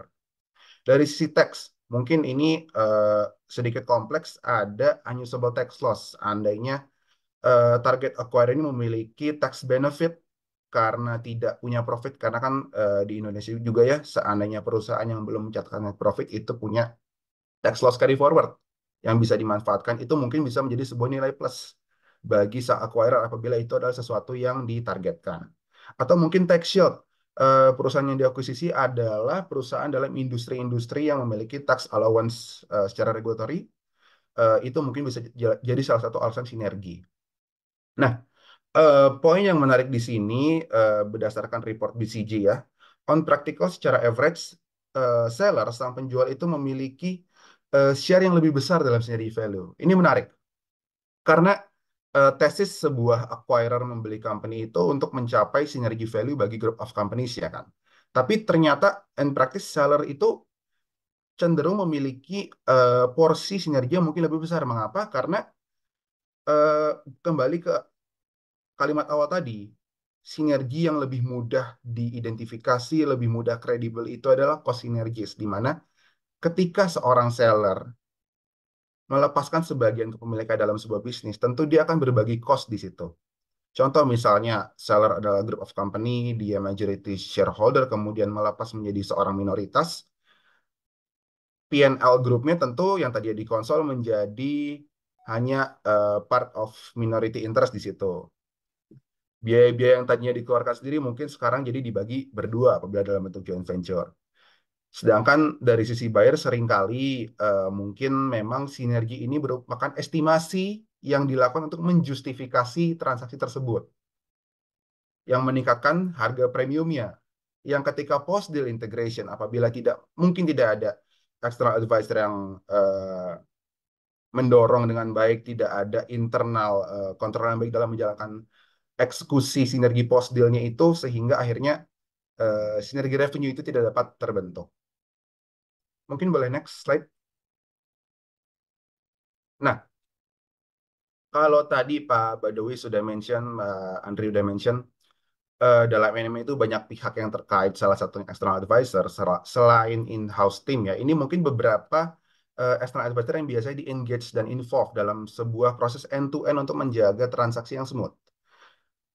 Pertama mungkin ada lead advisor atau investment banker, ini biasa apabila memang diperlukan. Tapi terkadang juga ada group of companies yang besar yang mereka sudah punya M&A tim sendiri. Aku ambil contoh kalau yang besar itu Tencent, mereka punya tim sendiri. Lazada, Pacific Century Group, FWD Group, mereka punya M&A tim sendiri dan seringkali mereka langsung appoint eh, konsultan-konsultan di sebelah kanan ini. Nah, lead advisor ini apa sih fungsinya? Tentu untuk mengqualify initial of potential investor atau mungkin potensial target kalau akuisisi, lalu memprepare marketing materials, kemudian approach potential investor, lalu juga auction atau tender proses apabila ini bidding proses ya, kemudian tentu leading dalam sesi valuasinya, valuasi sebuah target bisnisnya, serta mereview dan memimpin negosiasi dalam transaksi. Nah, parti-parti lain legal counsel tentu membuat legal documents, mereview dan juga menjaga transaksi sesuai dengan regulasi. Lalu ada financial due diligence dan juga tentu tax due diligence di sini ya. Menjaga tadi Pak Badowi bilang ternyata ada barang kayak bagus nih pas sudah di deep dive ternyata ini banyak mungkin hal-hal red flag yang membuat company ini tidak cocok untuk di-acquire. Lalu tax consultant ini tentu melihat tidak hanya berapa utang pajak dari target company, tapi juga sebesar apa exposure pajak terhadap sang acquirer atau sang penjual. Misalnya sebagai acquirer nih, tax consultant, kalau yang pasti kelihatan kan capital gain tax ya, pajak atas peningkatan nilai saham. Acquirer bayar itu ketika terjadi kan tentu ada saham yang harus tax yang harus dibayarkan apabila ada premium atas sebuah saham tersebut. Makanya tadi mungkin Pak Badoy bilang cenderung memberi harga diskon gitu supaya capital gain tax-nya tidak terlalu tinggi. Apabila itu memang affiliated company. Ini sering terjadi di grup-grup seperti Lipo, Sinarmas, ya itu common sih di sini. Kemudian independent appraiser atau KJPP. Tentu mungkin beberapa perusahaan terutama di Indonesia, kalau kita ngomong deal-deal yang flagship itu kebanyakan dari SOI ya, dari BUMN itu memerlukan sebuah stempel tentunya fair value bahwa ini adalah nilai valuasi yang sesuai yang sudah uh, dilakukan oleh KJPP yang bersertifikasi. Lalu mungkin ada relevan konsultan di sini maksudnya apa? Mungkin bisnis konsultan untuk post deal integration atau mungkin industri spesifik konsultan. Misalnya kalau akuisisi perusahaan asuransi itu mungkin perlu aktuari untuk menghitung nilai premi dan segala macamnya. Kemudian untuk tech infrastructure perlu ada tech consultant untuk tech DD atau mungkin akuisisi BTS Tower untuk telekomunikasi perlu ada TMT consultant, itu variasi tergantung dengan dealnya nanti. Mungkin boleh next slide. Nah, ini beberapa key M&A documents yang tadi beberapa kali dimention ya. Ada mungkin termin-termin yang harus kita jaga dalam sebuah transaksi. Nah, ini mungkin beberapa dokumen yang perlu jadi perhatian bersama. Memang ini akan dilihat tentu oleh tim legal nantinya, tapi seorang lead advisor atau tim yang memimpin jalannya sebuah transaksi ini juga perlu noted lah hal-hal yang perlu diperhatikan. Mungkin beberapa NDA itu sudah clear ya. Lalu ada Terms of Agreement, itu sebetulnya mirip dengan Head of Terms atau MOU. Proses letter. Nah, proses letter ini misalnya bidding proses dikeluarkan oleh sebuah seller. Ini seller memberikan proses letter, isinya kurang lebih step by step bidding prosesnya akan seperti apa, diberikan, didistribute kepada potensial buyer setelah NDA signing. Dan setelahnya biasa disampaikan bersama dengan informasi memorandum atau sedikit company profile atau teaser dari target company itu sendiri. Nah, Head of Terms, MOU, Letter of Intent, ini non-binding dokumen yang disubmit oleh bidder yang tadinya disampaikan proses letter tersebut untuk memberikan tentative partnership atau tentative sale. Lalu ada exclusivity agreement, itu untuk mencegah seller untuk negosiasi dengan buyer lainnya apabila ada dalam non-bidding proses yang memang ada eksklusif kontrak antara satu dan dua pihak. Break fees itu mungkin istilah untuk apabila deal tidak jadi terjadi. Lalu yang sangat penting tentu SPA, Sales Purchase Agreement, itu pembelian saham, atau mungkin kalau bentuknya injeksi ada SSA, Sales Subscription Agreement, dan juga tentu kalau bentuknya joint venture ada shareholder agreement yang nanti akan dituangkan menjadi akta perusahaan. Lalu Transitional Service Agreement ini mungkin common lagi sebutnya Master Service Agreement. Ini post deal integration-nya supaya ketika ini selesai, misalnya tadi bahasanya sang target ini punya captive customer, itu tetap ada service agreement yang diteruskan ke company post integration-nya ini. Jadi tidak kehilangan captive market yang dijanjikan sebagai sinergi dari hasil transaksi ini. Mungkin next slide aja. Nah, ini sebetulnya mirip dengan yang tadi Pak Badowi share ya, step by step dari M&A.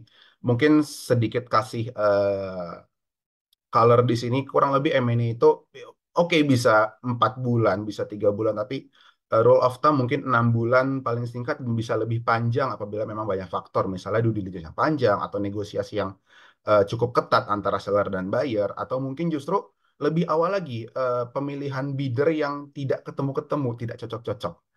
Nah, ini preparation di phase 1 ya, evaluasi, preparation, planning. Ini mungkin generally ada relevant advisor yang di appoint, kemudian ada kick off meeting, lalu ada eh, ya persiapan-persiapan awal lah, investment screening, atau mungkin target sektor yang mau dimasuki seperti apa, shortlist potential targetnya.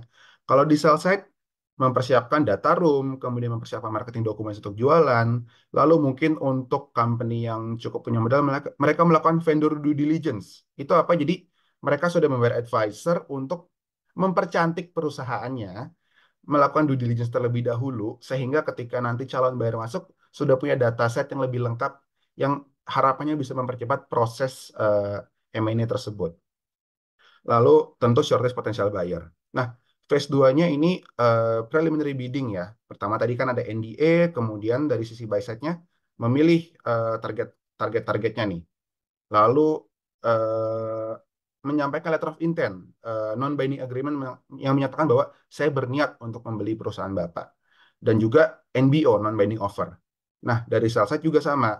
Kontak potential buyer dengan teaser atau tadi information memorandum, kemudian menyampaikan proses letter ya, tadi tahapan-tahapan dalam anime ini, dan juga mengevaluasi non-NBO yang masuk ke seller tersebut. Nah, masuk ke fase 3 due diligence. Nah, due diligence ini nggak cuma hanya tadi uji tuntas, tapi juga ada eh, laporan manajemen. Biasanya ada wawancara dengan manajemen, bagaimana peluang bisnis ini, bagaimana opportunity-nya, apa yang diharapkan post transaction dan sebagainya dan sebagainya.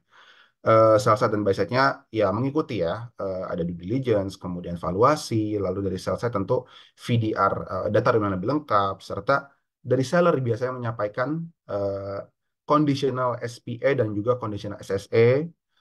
Itu adalah SPA dan SSA yang belum mengikat, yang ada istilahnya nanti condition precedent, yang ketika itu sudah diselesaikan barulah transaksi tersebut dapat dikatakan closing. Masuk ke fase 4 sudah terpilih bidder-bidder yang akan lanjut ke tahap berikutnya, jadilah negosiasi dan juga final binding offer, nilai yang disampaikan oleh si bidder berapa dia akan beli, at what price company tersebut akan dibeli.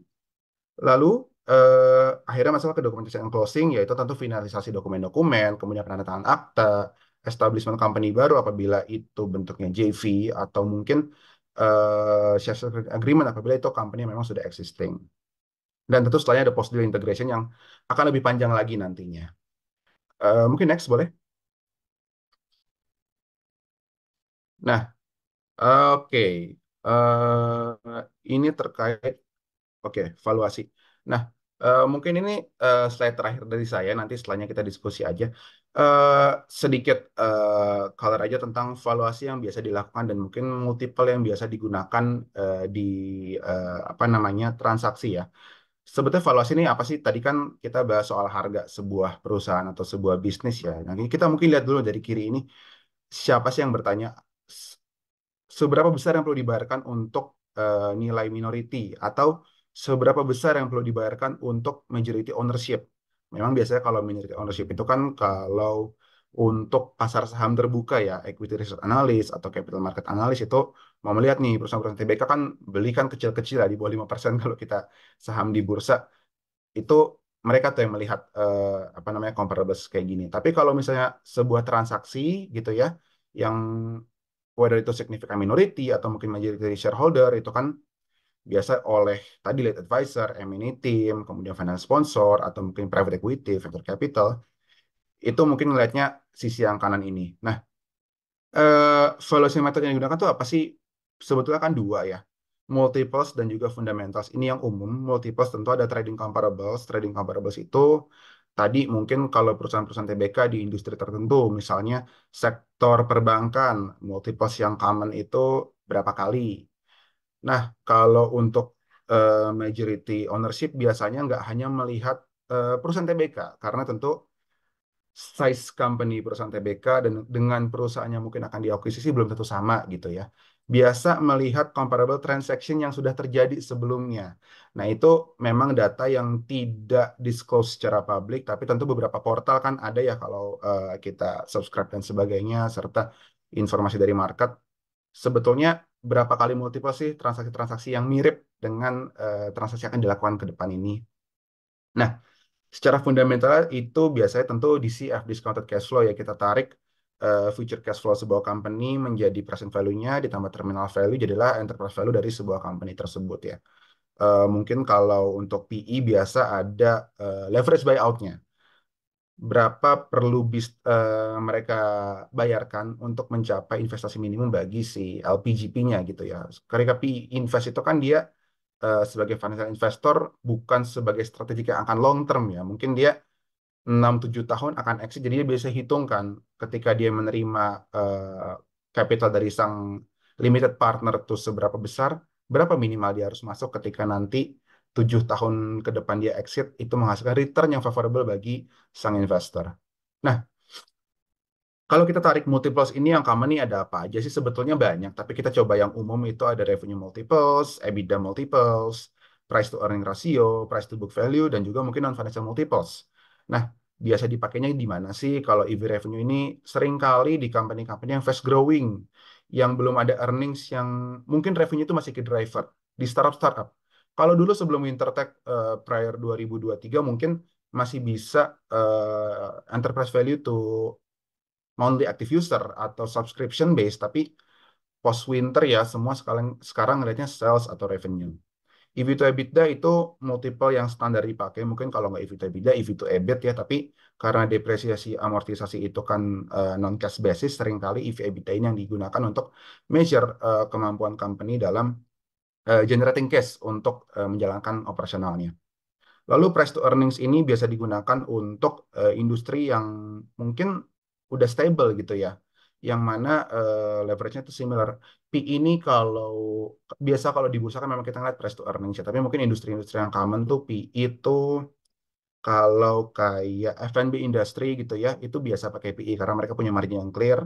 GPM tinggi, NPM pun bisa 15-16%. Jadi price to equity itu common bisa price price to earnings itu common bisa 15, 18 sampai 20 kali. Nah, kalau tadi EV/EBITDA saya lupa mention, mungkin biasa infrastructure company atau manufacturing company itu biasa pakai EV/EBITDA karena mereka high capex ya.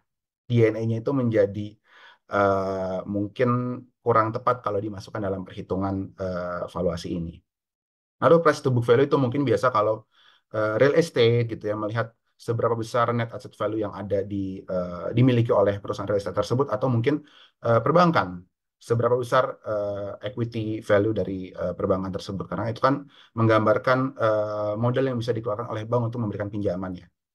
Lalu non financial multiples ini ya mungkin pernah beberapa kali lucu juga sih kalau untuk energi kayak PLTU gitu bisa approach-nya enterprise value to megawatt. Jadi seberapa besar megawatt dari plant-plant yang ada, atau mungkin kalau coal atau mining itu ada EV to reserve dari production tonnage-nya. Lalu kalau untuk hotels mungkin EV to room occupied, atau kalau mungkin OTT industri ya kayak Netflix dan sebagainya itu bisa EV to subscription.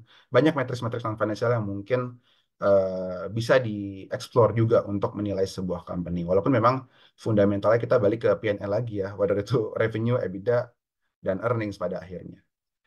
Mungkin dari saya cukup sekian aja. Teman-teman KMMB, saya kembalikan ke moderator. Ya. Terima kasih. Terima kasih juga Pak Audi atas insight yang sudah diberikan. Jadi ini sampai dikasih sedikit preambul mengenai metode yang digunakan dalam valuasi sebelum kita melaksanakan merger, acquisition, and takeovers. Jadi ya kalau dari saya sebenarnya Pak Audi, dari pengalaman saya sebelumnya, metode yang sudah pernah saya pakai itu biasanya DCF. Jadi based on fundamentals. Tapi ya dari pemaparan Pak Audi ini saya juga bisa tahu gitu. Ternyata nggak hanya dinilai dari segi fundamentals, dari multiples itu juga bisa. Jadi ya terima kasih Pak Audi atas materi yang sudah diberikan. Jadi juga mungkin note ya, ternyata mergers, acquisition, dan takeovers itu bisa dilakukan pada tahapan apa saja bisnis itu berada. Jadi kan kalau di manajemen itu kita mengenal ada four stages of business. Dimulai dari introduction, kemudian growth, mature, sampai dengan decline. Semua tahapan itu bisa kita laksanakan merger, acquisition, and takeovers. Tapi kembali lagi, kebutuhan untuk melaksanakan mergers, acquisition, M&A, or takeovers itu apa gitu. Jadi kita lanjut saja pada sesi diskusi ya, tanya jawab. Sebelumnya saya juga ingin mengingatkan pada Bapak Ibu dan juga rekan-rekan jangan lupa untuk mengisi link absensi yang sudah kami sediakan di chat. Jadi nanti setelah webinar ini selesai Bapak Ibu dan juga rekan-rekan akan mendapatkan sertifikat. Oke, langsung saja kepada sesi tanya jawab. Ini ada pertanyaan dan ini sudah ada ditujukan kepada siapa-siapanya ya. Jadi untuk Pak Audi, apa pendapat Pak Audi tentang penggabungan Gojek dan Tokopedia? Terus kemudian untuk Pak Badowi, apa saja resiko menggunakan aset sebagai dasar aktivitas valuasi or asset based valuation? Ini pertanyaan dari Pak Alfian Satrio. Mungkin bisa dijawab, dimulai diskusinya. Bahkan. Silakan Pak Badowi dulu atau saya dulu Pak? Iya, boleh silakan Pak Aldi. Oke, siap. Ya. Pak Alfian, thank you. Pertanyaan menarik ini. Gojek Tokopedia itu selalu kita lihat sebagai sebuah penggabungan yang besar sekali di Indonesia, ya. Cukup fenomenal ya di Indonesia. Kalau saya melihat, mungkin saya juga bukan orang dalam, tapi itu merger dan akuisisi yang mungkin diperlukan quote by quote dalam arti it's been a long investment both dari Gojek dan Tokopedia sendiri. Eh, saya dulu sempat bantu persiapan IPO Gojek. Jadi ada sedikit lah insight-insight bahwa memang IPO Gojek ini kan sudah mundur. Terakhir tuh kalau nggak salah April 2022 ya. Saya jujur lupa karena saya udah exit, tapi eh, cukup timelinenya tuh mundur hampir setahun, dan itu adalah sesuatu yang sebenarnya udah diskusiin from mungkin 2 tahun sebelumnya. Nah, eh, saya mungkin nggak terlalu tahu dari sisi Tokopedia, tapi yang dilihat dari investor Gojek adalah bahwa memang investasi mereka cukup panjang di sana, traction sudah mulai meningkat memang. Mereka sudah menjadi market leader juga di Indonesia, debatable ya dengan adanya Grab. Tapi eh, untuk mencapai nilai sebuah exit itu ketika dilakukan preliminary test ke market ternyata belum sefavorable itu untuk pricingnya. Nah, ada dorongan dari investor-investor yang melihat bahwa perlu ada tadi bahasa Pak Badowi saya pinjam vertical integration-nya Pak.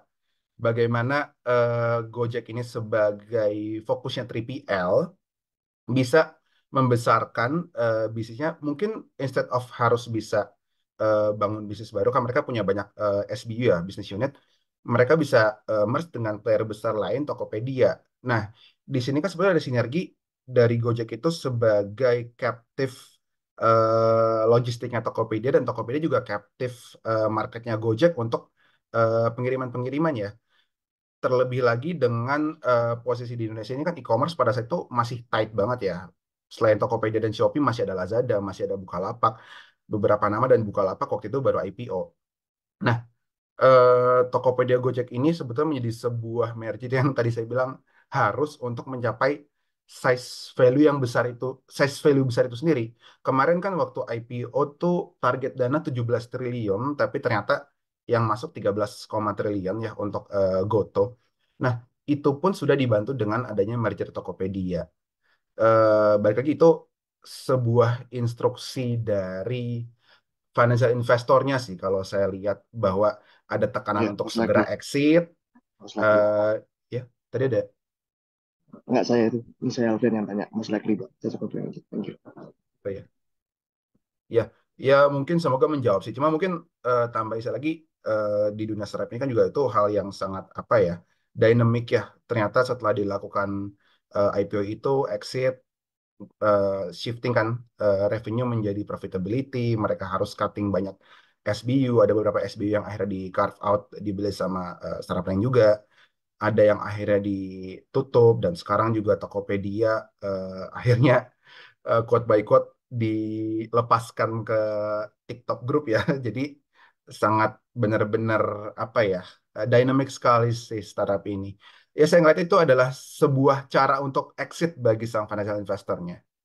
On a scale vertical integration sebetulnya apakah memang perlu itu mungkin dipertanyakan. Kembali ke yang tadi saya bilang di awal, sinergi itu sering terjadi di seller sebetulnya. Karena revenue sinergi itu hal yang gak semudah itu. Thank you. Thank you, Mas Udi. Oke, thank you Pak Uji atas apa namanya jawabannya. Ini menyambung ke pertanyaan kedua tadi ya Dila ya terkait dengan valuasi pada aset ya. Sebetulnya sebentar, benar ya pertanyaannya valuasi dari pakai aset ya. Apa Betul, saja? betul. Aset Apa base saja? Base ya. valuation. Aset Ya, base, Pak. betul. Aset base. Kalau aset base itu memang sederhananya kan kita secara general ya itu aset kita kurangi utang gitu ya Pak ya. Memang ini kalau kita hitung secara kapital mungkin akan besar. Tapi sebetulnya risikonya adalah kita tidak mengcapture keberlangsungan dari bisnis di masa depan. Ini menjadi risiko bagi kita. Kalau kita perhatikan, saya mengutip beberapa statement yang disampaikan dari Kementerian BUMN, ada beberapa BUMN itu yang secara pencatatan asetnya itu besar Bapak Ibu. Tapi kalau kita perhatikan cash flow-nya nggak ada. Bisnisnya nggak jalan, terus apa hidup dari hutang karena asetnya dibawa ke apa namanya lender gitu ya. Nanti istilahnya Pak Audi kalau 2T tambah 2T ketemunya 4T lebih besar lagi untuk akses perbankannya. Nah, ini menjadi satu hal yang kita harus hati-hati gitu ya. Jadi memang secara kapital akan besar, tapi risikonya adalah kita tidak bisa mengcapture transaksi atau komersial atau bahkan arus kas di masa depan seperti apa. Aset itu tidak bermakna apa-apa kalau tidak kita putar, kan demikian. Maka saya tadi mungkin Dila juga melakukan pengakuan gitu ya bahwa di KMMB seringkali pakai DCF, discounted cash flow. Karena bagi saya, bagi kami di KMMB, kita sangat berat untuk saat ini ya beberapa case kalau kita perhatikan karena memang evaluasi yang kami ambil kebanyakan startup ya gila ya startup yang kita melihat itu kadang-kadang startup ini overpriced gitu ya tadi disinggung juga sama Mas Audi. Nah akhirnya oke, kita nggak mau pakai selain apa discount cash flow atau free cash flow gitu karena beberapa transaksi nanti pasti kena kami juga risikonya siapa yang memberikan valuasi gitu. Tapi juga ada beberapa transaksi yang itu memang apa namanya masih ekosistem BUMN ya. Itu kita lebih kombinasi. Di situ ada aset, di situ ada free cash flow, seperti itu. Tapi memang valuasi itu tidak selalu berkaitan sama cash flow atau berkaitan sama aset ya Bapak Ibu ya. Mungkin Pak Audi nanti bisa menambahkan. Di situ kita juga bisa melihat kapitalisasi pasar. Ada beberapa startup yang aplikasi itu yang divaluasi itu malah kapitalisasi pasarnya gitu. Nanti kalau dilihat di apa Gojek itu atau sejenisnya, biasanya kan kalau kapitalis pasar kita mau IPO, contohnya tadi ada pertanyaan sebelumnya saya lihat di chat itu soal Aqua Danone gitu ya, itu pakai kapitalisasi pasar mereka IPO gitu ya. Nah nilainya ya soal berapa lembar saham yang mau di-issue, apakah split share atau red issue. Kemarin terbaru beberapa IPO itu dia split share gitu ya, karena owner mau ambil duit untuk nggak tahu untuk apa gitu ya. Nah itu juga bisa dilakukan. Atau juga pakai pendekatan nilai perusahaan. Nah, nilai perusahaan itu sederhananya ya hutang ditambah ekuitas dikurangi dana tersisa gitu. Jadi benar-benar kita tahu existingnya itu sebetulnya nilai perusahaannya berapa. Tapi existing saat ini. Tapi kalau tadi discounted cash flow, kita melihat transaksi arus kas di masa depan. Nah, itu lebih real secara kesehatan apa namanya kalau tubuh kita itu kesehatan darah kita gitu ya. Jadi tidak ada penyakitnya untuk apa namanya untuk kedepannya. Bayangkan kalau darah kita sudah ada masalah TG, ini udah umur 30 ke atas ini ya. Ada masalah kolesterol ya, pasti IJL ke depannya akan terkendala gitu kalau arus gasnya menjadi masalah. Tapi juga ada beberapa transaksi itu menggunakan pendekatan revenue, tapi jarang ya. Jadi revenue itu dia biasanya untuk produk-produk yang produk base, yang retail, yang transaksinya volumenya banyak. Itu kemarin saya diskusi sama klien ya Andri ya terkait dengan beberapa perusahaan yang memang dia memvaluasinya itu dari transaksi. Jadi duitnya yang penting muter dulu. Nah, ini juga menjadi cash flow. Contoh kasus ketika grupnya Lipo membeli Matahari Mall ya, Matahari ya waktu itu ya. Ya karena di Matahari itu transaksi cashnya besar sekali gitu ya. Dan itu bisa menjadi salah satu pertimbangan kita memvaluasi atau sebelum kita beli perusahaan gitu dari transaksi produk dikalikan barang harga produk dikali jumlah quantity dari barang karena itu kaitannya cash flow ya. Mungkin itu dari saya Dila kepada penanya tadi ya, atau mungkin Oke, Pak dari Dawi, terima kasih. ya Pak Alfian ya, dari Pak Audi mungkin mau menambahkan Pak, silahkan mungkin dari ada best practice Eh, valuasi. Kalau Cukup aku sih, Pak. pribadi, aku kan untuk sekarang portofolionya memang lebih ke startup ya. Jadi sebenarnya valuasi itu semacam agak membingungkan di kami, apalagi kayak kita bicara aset atau kayak cash flow, itu banyak banget yang intangible gitu, kayak IP license. Nah, itu sering terjadi ketika kita kedatangan investor atau angel yang dia ingin melihat itu secara sisi konvensional, real praktisnya apa, duitnya itu dari mana. Makanya tadi saya tanya memang bagian aset. Lebih ke situ sebenarnya ada, itu jadi pain point kami, terutama di bagian startup yang dia nggak tech ya. Jadi apa solution itu bukan tech, tapi bisa jadi kayak license fee dari knowledge atau apa namanya IP. Jadi memang banyak banget intangible-nya di kasus. Makanya tadi saya tanya itu. Thank you, Mas Adi Pak Joko. Oke. Baik, terima kasih Pak Alfian. Saya kembalikan ke Dila. Ya, baik, terima kasih atas tanggapannya dari Pak Audi dan juga Pak Badawi. Ini ada satu pertanyaan lagi terakhir yang mungkin akan kita diskusikan pada pagi hari ini. Jadi pertanyaannya adalah pertimbangan apa yang biasa digunakan oleh perusahaan untuk memilih strategi merger, akuisisi, atau bentuk perusahaan joint venture. Terima kasih. Mungkin dari pertanyaan ini bisa dijawab oleh siapa dulu nih? Ada tiga nih. Ada Andri, ada Pak Audi, sama Pak Badawi. Saya serahkan ke siapa dulu ya? Ke Andri dulu mungkin dia bisa memberikan insight dan tanggapan terkait pertanyaan tersebut. Silahkan. Baik, terima kasih Mbak Dila. Jadi yang kita diskusikan itu pilihannya ya, apakah kita akan melakukan merger, apakah kita akan melakukan akuisisi, seperti itu ya Mbak Dila. Ya, jadi eh, pertimbangannya apa dulu nih ketika perusahaan ini better milih merger, acquisition, or joint venture gitu. Baik. Nah, Tentunya kita juga yang jadi perhatian pertama kita ya, tujuan kita melakukan aksi korporasi itu apa? Apa yang ingin kita capai atau apa yang sedang kita butuhkan?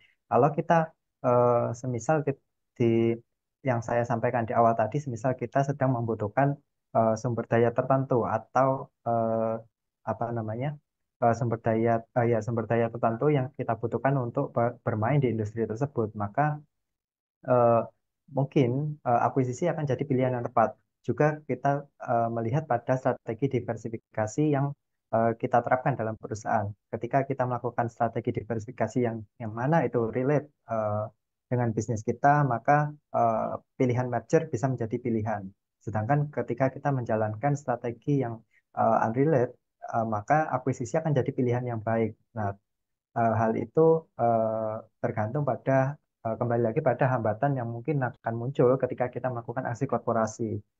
Ketika kita melakukan unrelated diversification, tentu hambatan-hambatan yang muncul pasca M&A akan lebih banyak ya dibandingkan kita kita yang menerapkan strategi diversifikasi. Yang pertama itu tadi dari eh, tujuan kita ya, dari tujuan kita untuk melakukan aksi korporasi itu kebutuhan kita apa. Nah, kemudian eh, mungkin yang bisa dijadikan pertimbangan lagi terkait dengan risiko, kemudian biaya atau transaction cost yang saya sebutkan di awal tadi juga. Nah, ketika kita berusaha melakukan efisiensi dengan meminimalisir jumlah transaction cost, maka akuisisi akan jadi pilihan yang baik sehingga kita memiliki kontrol penuh terhadap entah itu dari distributor, logistik atau apa yang diperlukan yang berkaitan dengan bisnis kita. Ketika kita melakukan akuisisi, kita akan memiliki kontrol penuh di sana. Kemudian kita juga bisa melakukan efisiensi melalui minimalisir transaction cost seperti itu. Nah, mungkin selanjutnya bisa ditambahkan oleh Pak Baidowi. Ya, terima kasih, Andri. Jadi betul, Bapak Ibu. Kita aksi korporasi itu kan adalah sebuah cara gitu ya. Kalau kita kembalikan pada definisi strategi, strategi itu adalah the way to achieve our goals. Kan demikian. Nah, tadi disinggung sama Dila juga, kalau Andri ya tadi ya, kalau goals kita ingin menguasai pasar di Eropa atau di Amerika, lah kenapa kita melakukan greenfield strategi? Kita bangun dari bawah, dari baru, kita pendirian lama gitu ya. Lebih baik kita menunggangi kuda, kita akuisisi atau kita bahkan merger perusahaan yang sudah existing di sana. Itu juga dilakukan oleh Lipo Group ya, waktu itu dia di Amerika dia melakukan hal itu. Nah, jadi tergantung tujuan. Sekali lagi aksi korporasi ya, baik itu merger, akuisisi atau mungkin juga apa namanya strategic alliance yang dilakukan Danone dan Aqua pada tahun 1998 gitu ya. Nah, itu adalah cara untuk mencapai tujuan. Sekarang tujuannya apa? Secara umum, mungkin nanti bisa ditambahkan juga sama Pak Audi. Secara umum, pelaku-pelaku pasar ini kenapa melakukan aksi korporasi? Karena ingin mendapatkan efisiensi manajemen, Bapak Ibu. Nah, salah satu efisiensi manajemen yang mereka harapkan adalah internal financing.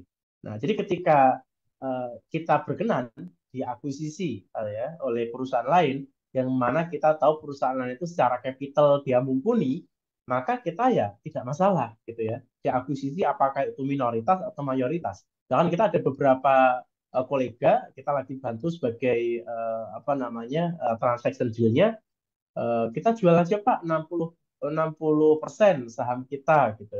Kita minoritas tidak masalah. Itu tujuannya apa? Ternyata ketika uh, perusahaan kita tadi itu ingin ekspansi pasar dan kita tidak perlu lama-lama nih bawa proposal ke bank, bawa proposal ke sana sini. Tapi cukup calling induk kita. Calling ke induk, kita butuh tambahan dana karena kita mau ekspansi ke sana, transaksi akan lebih cepat sehingga kita tidak akan kehilangan momentum. Gitu ya. Jadi salah satu tujuan, kalau memang tujuannya itu adalah untuk efisiensi manajemen, ya kita bisa lepas aja, bahkan pengendalinya dari pembeli itu tidak masalah. Jadi tergantung juga nanti mungkin bisa juga ditambahkan ya tujuannya apa. Salah satunya kalau memang tujuannya untuk untuk efisiensi manajemen, salah satunya juga financing, itu juga bisa dilakukan akuisisi, bahkan kita lepas dan kita menjadi minoritas. Itu bisa terjadi juga. Saya rasa begitu. Silakan mungkin dilanjutkan dengan Pak Audi. Silakan Pak. Thank you Pak Badawi, Pak Andri, udah diambil semua nih. Saya aminin aja deh. Tapi mungkin insight tambahan, mungkin kalau saya ngeliatnya betul kembali ke vision dari whether seller atau buyernya, dari goal corporate itu sendiri. Cuma mungkin poin-poin yang dilihat kan saya lihat 3 ya. Pertama timeline, kedua regulasi, dan yang ketiga biaya, balik lagi biaya transaksi. Dari timeline sendiri kan tentu kalau kita ngomong timeline, rule of thumb-nya akuisisi akan lebih cepat daripada merger. Kalau ngomongin regulasi, mungkin misalnya sekarang tuh kalau dulu direct negative list, sekarang namanya positif, ini ya apa namanya, list investasi positif ya. Intinya batasan-batasan PMA bisa masuk di beberapa industri di Indonesia. Nah mungkin yang mereka sebetulnya maunya merger, tapi karena ada constraint tersebut, akhirnya melakukannya akuisisi atau mungkin joint venture. Lalu dari sisi biaya tentunya kan transaction cost. Kita baru ngomongin transaction cost untuk konsultannya, tentu ketika melakukan merger dan akuisisi akan berbeda. Begitu juga dengan joint venture. Joint venture sesimpel PTA mau cash atau mau inbrand, PTB cash atau inbrand, bayar notaris, jadilah joint venture-nya. Jadi mungkin tambahannya itu sih, hal-hal secondary yang perlu dipertimbangkan selain tentu visinya itu untuk apa action ini sendiri. Ya, mungkin saya juga ingin menambahkan. Jadi tadi disinggung soal joint venture ya sama Pak Audi. Dan kasus juga Bapak Ibu. Jadi awalnya karena kita punya pasar, kita punya bisnis grup ya, tapi kita tidak punya keahlian dalam memproduksi sebuah produk, kita bikin usaha patungan tuh sama perusahaan lain yang punya keunggulan produksi. Akhirnya terbentuklah PT ketiga, joint venture. Ternyata lama-lama perusahaan yang punya modal tadi sisi penuh. Ya. Akhirnya perusahaan yang diajak joint venture melepasan. Ada juga seperti itu. Jadi kalau tadi istilahnya mungkin di dalam strategi kita juga melihat ini staging ya, Andri Dila ya. Ada staging pertama. Mungkin staging pertama kita joint venture, tapi nanti staging kedua kita bisa akuisisi penuh dan itu menjadi milik kita. Itu juga bisa demikian. Dan itu praktek yang saya rasa sah-sah saja ya Pak Audi ya di lapangan ya. Itu saya pengalaman Pak, mungkin kalau boleh tambahan, itu kalau memang niatnya akuisisi bisa juga Pak, ternyata si partner joint venture itu ada capital distress, akhirnya mau nggak mau ada hostile takeover di situ. Itu juga common sebetulnya, whether itu plat merah atau swasta, menurut saya ya harusnya sih. Baik. Ya, demikian Dilan. Ya, saya kembali ke Dilan. Ya, baik, terima kasih atas waktu untuk diskusi dan juga penjelasan dari jawaban atas pertanyaan peserta-peserta ya, untuk Andri, Pak Audit dan juga Pak Badawi. Mungkin untuk pertanyaan lain yang sudah disampaikan oleh Bapak Ibu dan juga rekan-rekan, mohon maaf belum bisa kami akomodir semua karena memang waktu daripada webinar ini yang cukup terbatas dan juga di hari Jumat, waktu itu juga berjalan cepat dan ya ada sedikit jeda untuk ibadah juga. Jadi mungkin untuk webinar series pada pagi hari ini terkait dengan mergers, acquisition, and takeover kita cukupkan sampai sini terlebih dahulu. Bapak, Ibu, dan juga rekan-rekan jangan lupa untuk mengisi link absensi yang kami sediakan di kolom chat. Nanti setelah webinar ini selesai, Bapak, Ibu, dan juga rekan-rekan bisa mendapatkan sertifikat. Dan juga untuk Bapak, Ibu, maupun rekan-rekan, jika ingin recall kembali materi yang sudah kita sampaikan pada pagi hari ini, maupun materi-materi pada sesi webinar series di minggu-minggu sebelumnya, Bapak dan Ibu bisa langsung saja lihat di video yang sudah kami unggah di channel YouTube resmi milik KMMB Management Consulting Firm. Dan saya ingatkan juga sekali lagi bahwa kami mengadakan webinar series setiap hari Jumat pukul 9 hingga pukul 10 dengan materi membahas mengenai strategi, dan juga karena kami berkolaborasi dengan Ijma'ans Indonesia, seperti pada pagi hari ini kami melakukan kolaborasi pertama. Materi yang dibahas mungkin kedepannya juga akan berkaitan dengan keuangan dan materi-materi lain yang juga terkait. Mungkin untuk pagi hari ini, webinar pada pagi hari ini, saya cukupkan sampai sini terlebih dahulu. Terima kasih kepada Andri, Pak Audi, dan juga Pak Badawi atas waktu yang diberikan untuk memberikan sedikit insight dan juga materi ya terkait dengan M&A and takeover ini. Dan juga saya harap materi yang disampaikan bisa bermanfaat bagi para peserta. Eh, Oke, sampai sini webinar series pada pagi hari ini, 26 Januari 2024. Saya moderator Balkis Aldila Batubara. Saya ucapkan terima kasih dan juga sampai jumpa pada sesi webinar series berikutnya. Terima kasih. Thank Terima you. kasih Pak Terima Odi, kasih. Phil, Terima Andri. Terima kasih kasih Pak semuanya. Aldi, Pak Terima Badowi. kasih, Andri. Terima Assalamualaikum. kasih, Pak Odi. Terima kasih, Pak Badowi. Assalamualaikum.